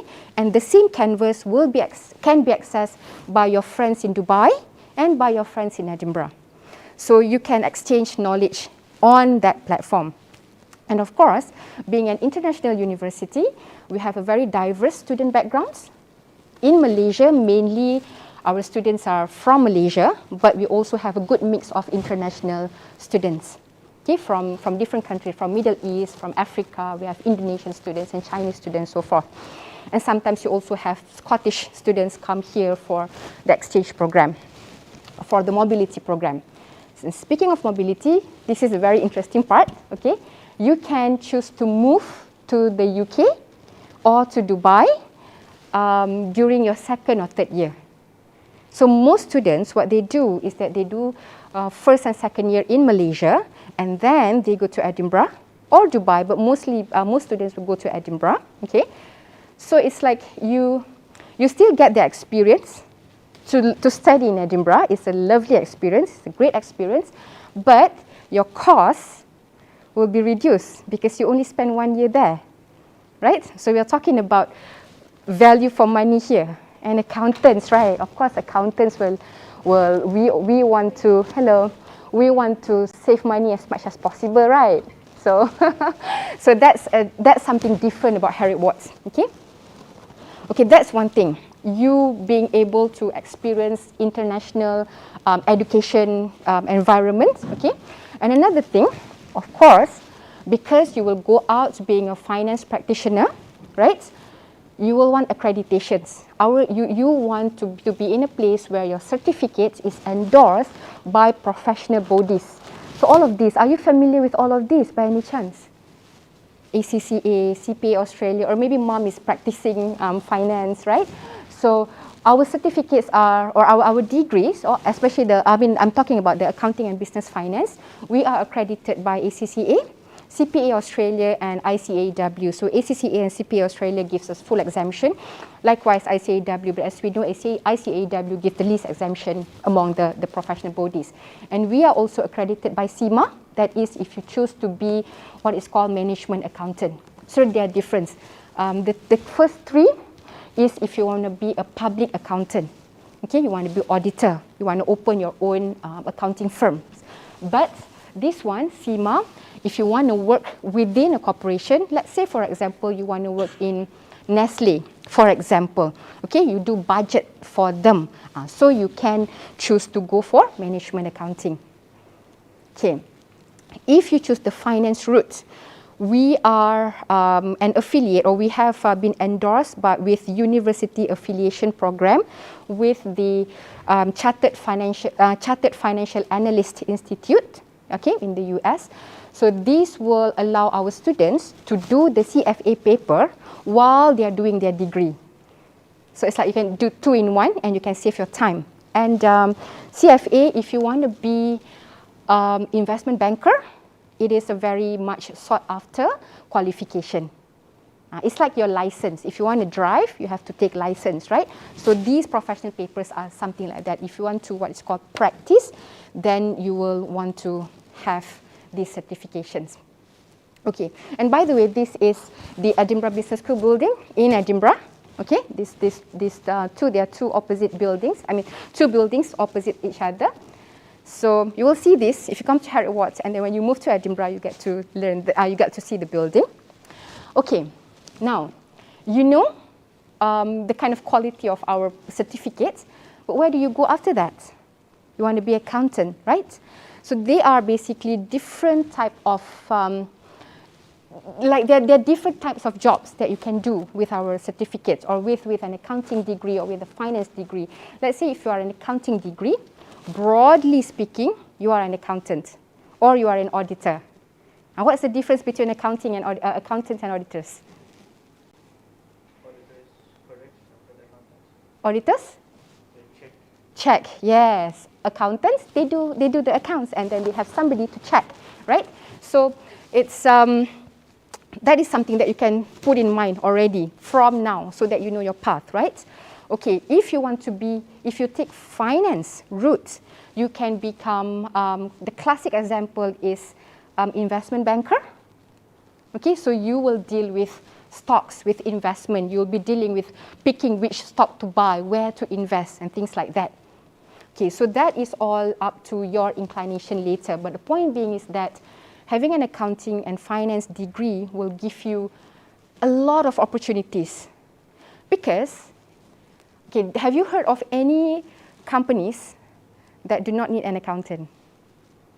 No, right? So the job demand is always there, okay, and the opportunity is always there. And in fact, even if you are entrepreneurial, if you want to run your own business, having an accounting degree, you will learn management, you will learn some business method, business law as well. So that prepares you to build a business already, right? Okay, now, let's see. Our alumni, where do they go? This is, are you familiar with any of this logo? This one, let's look at this one. Familiar with this or not? Anybody not familiar with it? If you're not familiar with this, then I think, you should go and Google. Okay, so this is where, these are where our current graduates are working at. EY is Ernst & Young, is one of the big 4 accounting or auditing firms, yeah? So usually, if you are doing accounting and if you want to do auditing, because the classic route is that you will do accounting degree, you will work as auditors, okay, for 3 years while doing your professional paper, and then you can go out being a chartered accountant. So EY is Ernst & Young is one of where people will work to go to that path. So if you can see, our graduates work in different industries. Okay, this is financial services, Shopee. I don't know what industry it is. I don't know what Shopee is. Financial industry, financial services. This is Berjaya Group, engineering, and again engineering, and these are automotive, and these are pharmaceutical. So having the degree don't limit you as to where you want to go after you finish. Okay? All right. Now, okay, you know already where, this is just a few examples, yeah? So of course, there are other different places where our graduates are working in. And this is one of the examples. Tang Mon Kit is our first batch of graduates. So he is working in OCBC Bank, okay? And he was saying that he comes from financial industry, meaning to say he has worked in financial industry. And when he came to Heriot-Watt, what we teach is very linked to the industry, okay? Very much linked to the industry. And by the way, for your information, yeah, as a part of our program, now since academic year 2021, since this year, accounting students must do industrial training. It's compulsory for them. Last time students did it, but it's not compulsory. But now it's been made compulsory. So what does that mean? If you have to go and do, you have to do it at the end of your second year, before your final year. Okay, so what does it mean if you have to do industrial training? More work? More experience, exactly. So what does it mean in terms of your employability? Better chance, right? Because obviously, if they are, okay, say mom, are you working, may I know which industry are you working in? Okay, now you're not working. Okay, let's say, if you want to hire, let's say you run your own business and you want to hire somebody. Both are with same qualification, but one person comes with a little bit of working experience, but the other, just the qualification. So which one would you prefer? Sure, with the experience, right? So That's why our syllabus now is, what we are doing is basically we are enhancing the employability of our graduates. Because that's the whole point of you taking the degree, right? Because you want to be employed, right? So that's what we have to offer for to you. And I would like to draw your attention to Charmin. Yeah, Charmin is our actuarial science student, or was our actuarial science student. So what she said here is that she can obtain a reputable foreign degree without needing to leave Malaysia. So again, we're talking about value added here, right? Okay, that being said, right? All of this, basically all of the syllabus, all of the experience, right?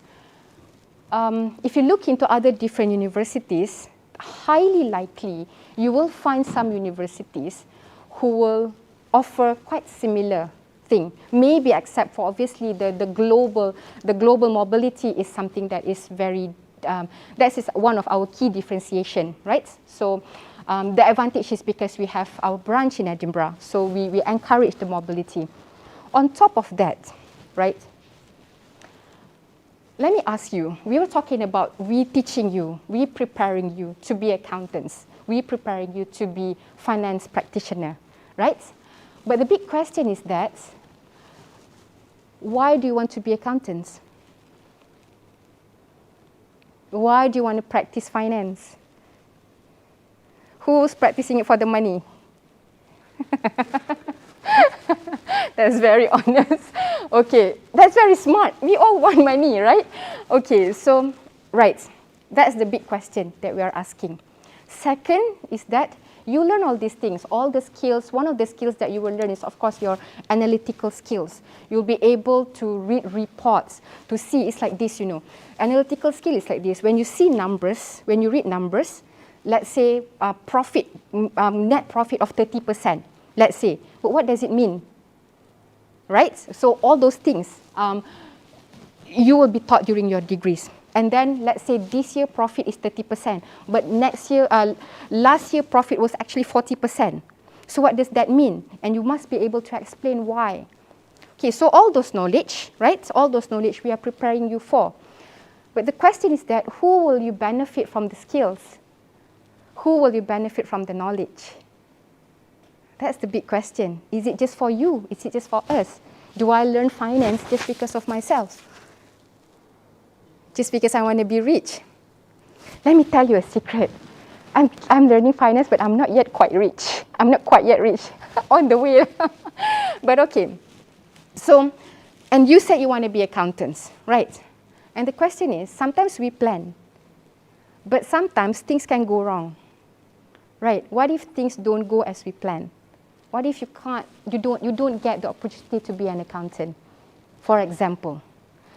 So all those things, actually, this is the key differentiation about Heriot-Watt University. This is something different that we have that is very unique to our university.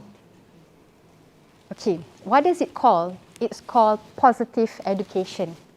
Have you heard of positive education? Psychology, positive psychology,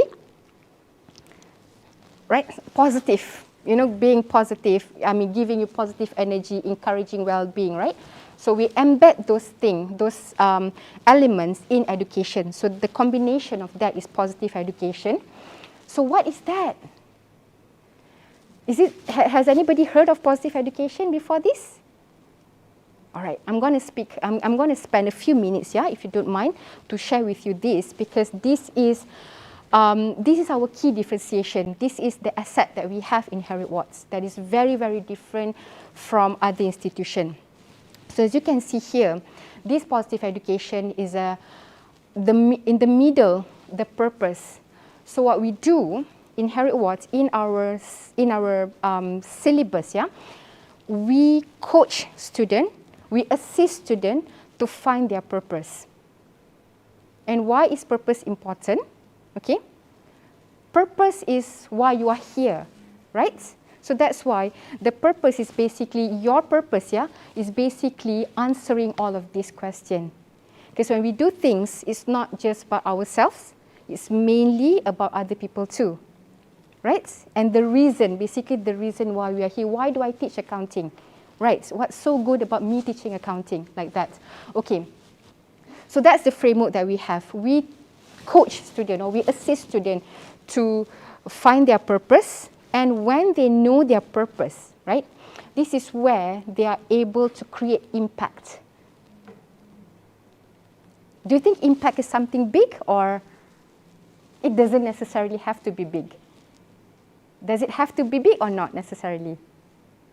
Not necessarily, right? Sometimes when you do good things to other people, to your mom, for example, that's impactful already, right? So in Heriot-Watt, we are very serious in building that, in building our students to learn their purpose and to so that they can create impact that they want around them. Okay, of course, that's on top of academic excellence, so that when you reflect on this question, you can answer that, okay, so of course we want money. Of course, sometimes you want sometimes being accountants, especially the top rank accountants, it does come with the glam, right? But what does it do? Is it just for us? Okay, so those are the things, yeah? That's the specialty. And how do we do it? We actually do it formally, yeah, officially, very systematically, where we have what is called the Empower Framework. And what is this? This Empower is basically our brand, the brand that Heriot-Watt University carry. To basically, these are the skills. Yeah, if you look at this, this is the set of skill that we teach you, or that we build. Not teach. We don't really teach that, but we help you to build. Okay, we work together with you. So, what are the skills? Leadership skills. You can have all A's, you can have straight A's, but when you go to work, you cannot lead a team. Can you work very well? Is it easy for you to get things done? Not really, right?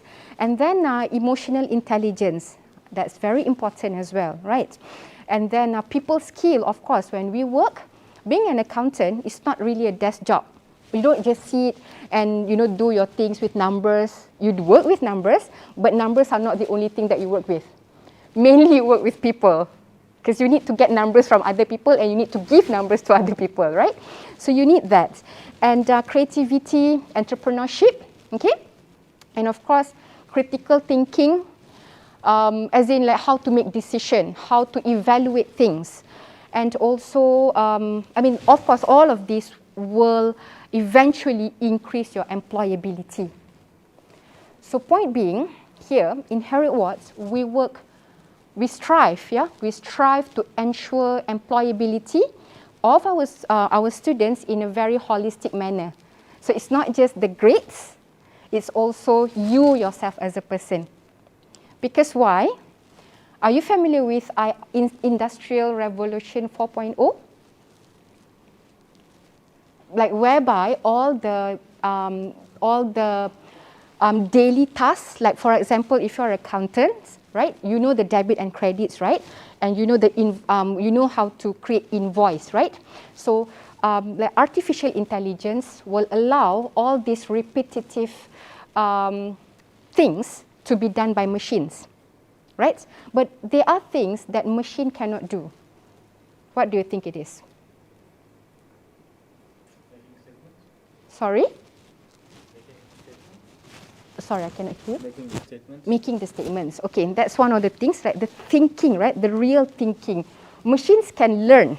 There is a technology that is called machine learning. It learns how to do things. But the core thinking is still done by human. And machines, do they have feelings?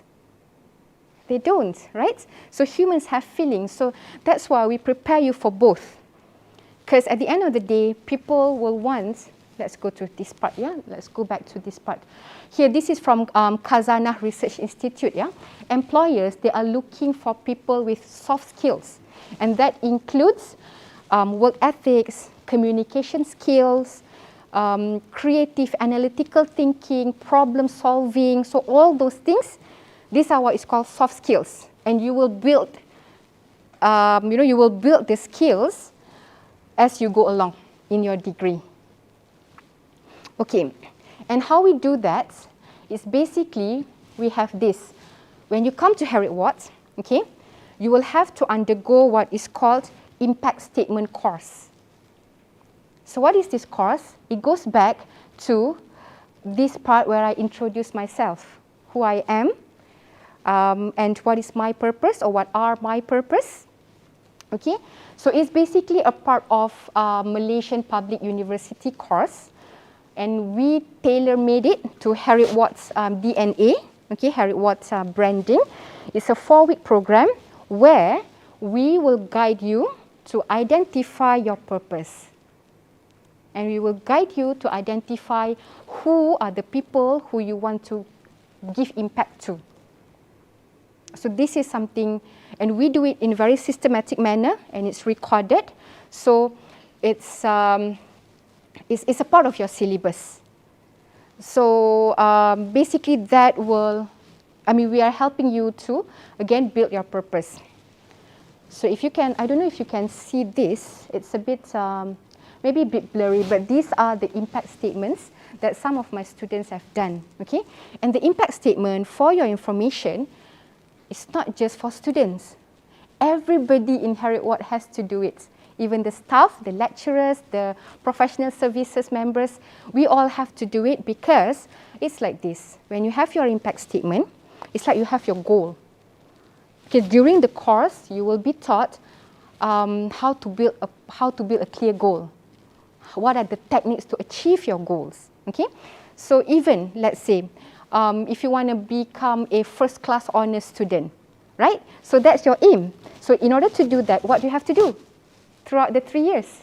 So there must be step-by-step strategies, right? So when you do your impact statement, automatically you will bring the skill into, you will be able to apply the skill. Okay, and it's not just that, actually. It doesn't just stop there. That's quite classroom-based, right? So after you learn your impact statement, you will be learning, like the next part is that you will have to do community service, whereby this is where you will put your impact statement to practice. Because when you do your impact statement, you identify what do you want to do, who do you want to benefit, right? So when you do the community service, basically you will have direct engagement with the community that you want to impact. For example, I had students who wanted to help people with mental health issues. So let's say they can go and do activities for them, for example, or even listen to them.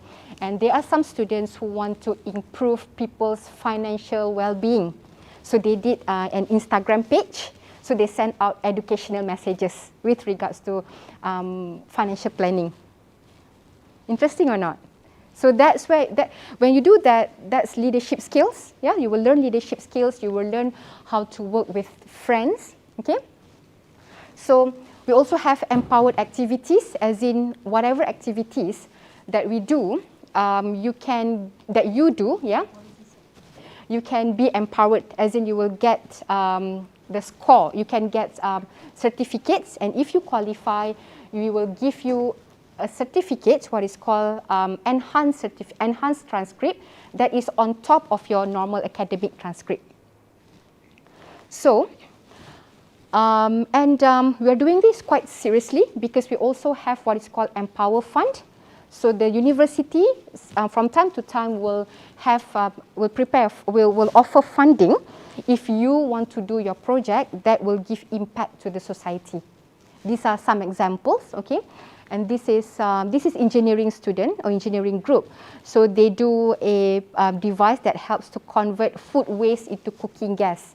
And in our school, we had a project that is led by a psychology lecturer, okay?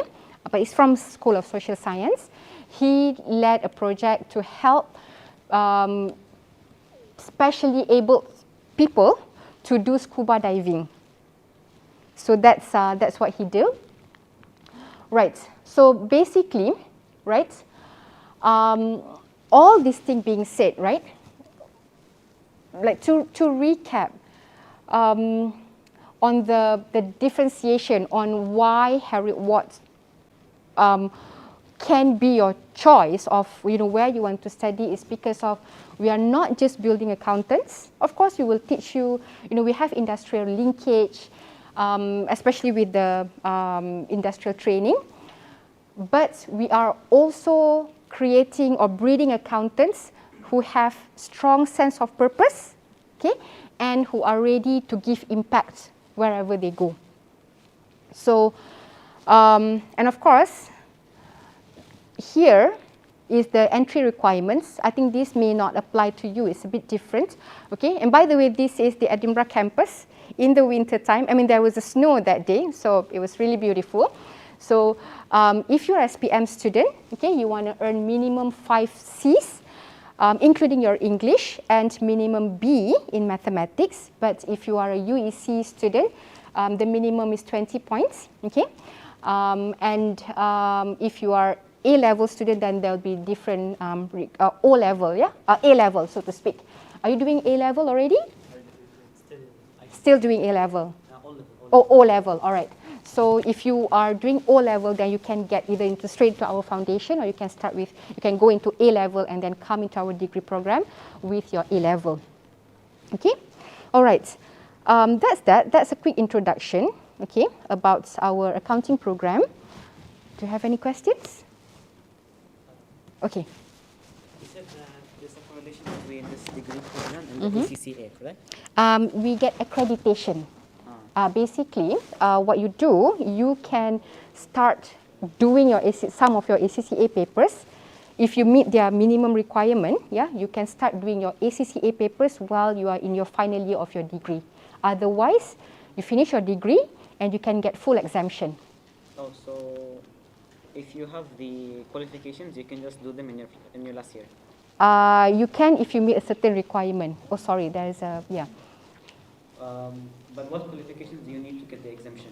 That depends on your performance during your second year. So that's you have to meet a certain percentage in order to be able to do the ACCA. We call it ACCA Accelerate Program. So otherwise, for students who do not qualify for that, once you finish your degree, you will be able to go and do the final 5 papers of ACCA. So you are exempted for 9 papers. Thank you so much. So yeah, you are exempted you get exemption for 9 papers. So the accounting course that Heriot provides is not only for ACCA, but you can take the ACCA exam papers after studying the accounting course? You can, yeah. Basically, that's the idea. Only that the ACCA Accelerate program is a special program that allows high-performing students to do it concurrently. So they finish a bit earlier. And nowadays, like right now, we have some students who graduated last academic year. They are doing their ACCA in different places, some in Malaysia and some in the UK as well. Okay, actually, here's a question that I have been wondering for a while. Is there a career that combines between accounting and computer science? Okay, nowadays, right, there can be, okay, especially if you want to do, let's say, if you are going into programming software, programming accounting software, so obviously you will need the hands-on skill of programming, and in order to build a proper software, right, so in order to cook, you need to know the recipe, right, so it's like that. So in order to build a proper accounting software, you must have a good accounting knowledge. But the requirement is usually either one. It's either you have an a degree in accounting or a degree in computer science. But the knowledge is, if you have both knowledge, or we call it cross area. Yeah, so you can, that will be beneficial for you. Okay, so do you mind that holding the mic? Because we have online.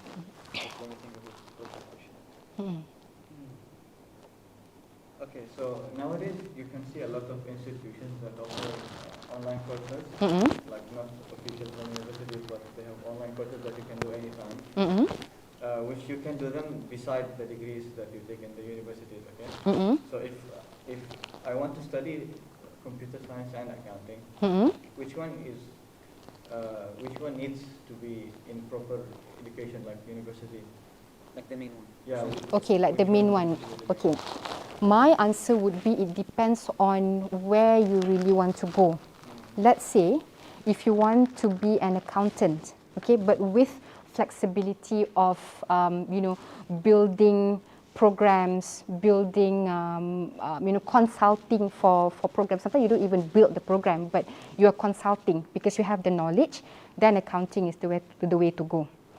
On the other hand, if you are more inclined towards programming, if you know that you have innate talent in that, then it makes sense for you to go into computer science, and at the same time you learn accounting because, when you go out, you can actually niche yourself already. Okay. And accounting, of course, needs a lot of mathematics, but which mathematics, like which field of mathematics do they focus on the most? For accounting? Yeah. Okay. For accounting course, it is analytical, okay? Basically, it doesn't involve too much mathematics for accounting because the numerical part is basically, it will need you to understand the accounting concept first. So basically, it's more conceptual. Once you understand the concept, then you can do it easily. But on the other hand, maybe the finance one, when you're doing like investment topics, right? That will involve a little bit more of calculation of math. But the math that we need is not the deeper level. You don't involve derivation. Sorry. Not too advanced. Not too advanced, because the key is that you know how to do.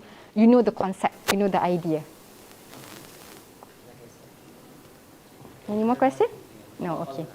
All right, I hope I've answered your question. Okay, and if you have any more questions, you can, of course, be in touch with us. I don't know if you have, do you have any online questions? No, okay, sorry. Wrap up the session. Okay, so with that, I think we are wrapping up the session. So thank you very much for attending our session, and also those who tune in on Facebook and YouTube also, thank you very much for tuning in. So I hope to see you soon in Heriot-Watt, and all the best with your O-level, I mean. Okay? All right. Take care. Assalamualaikum.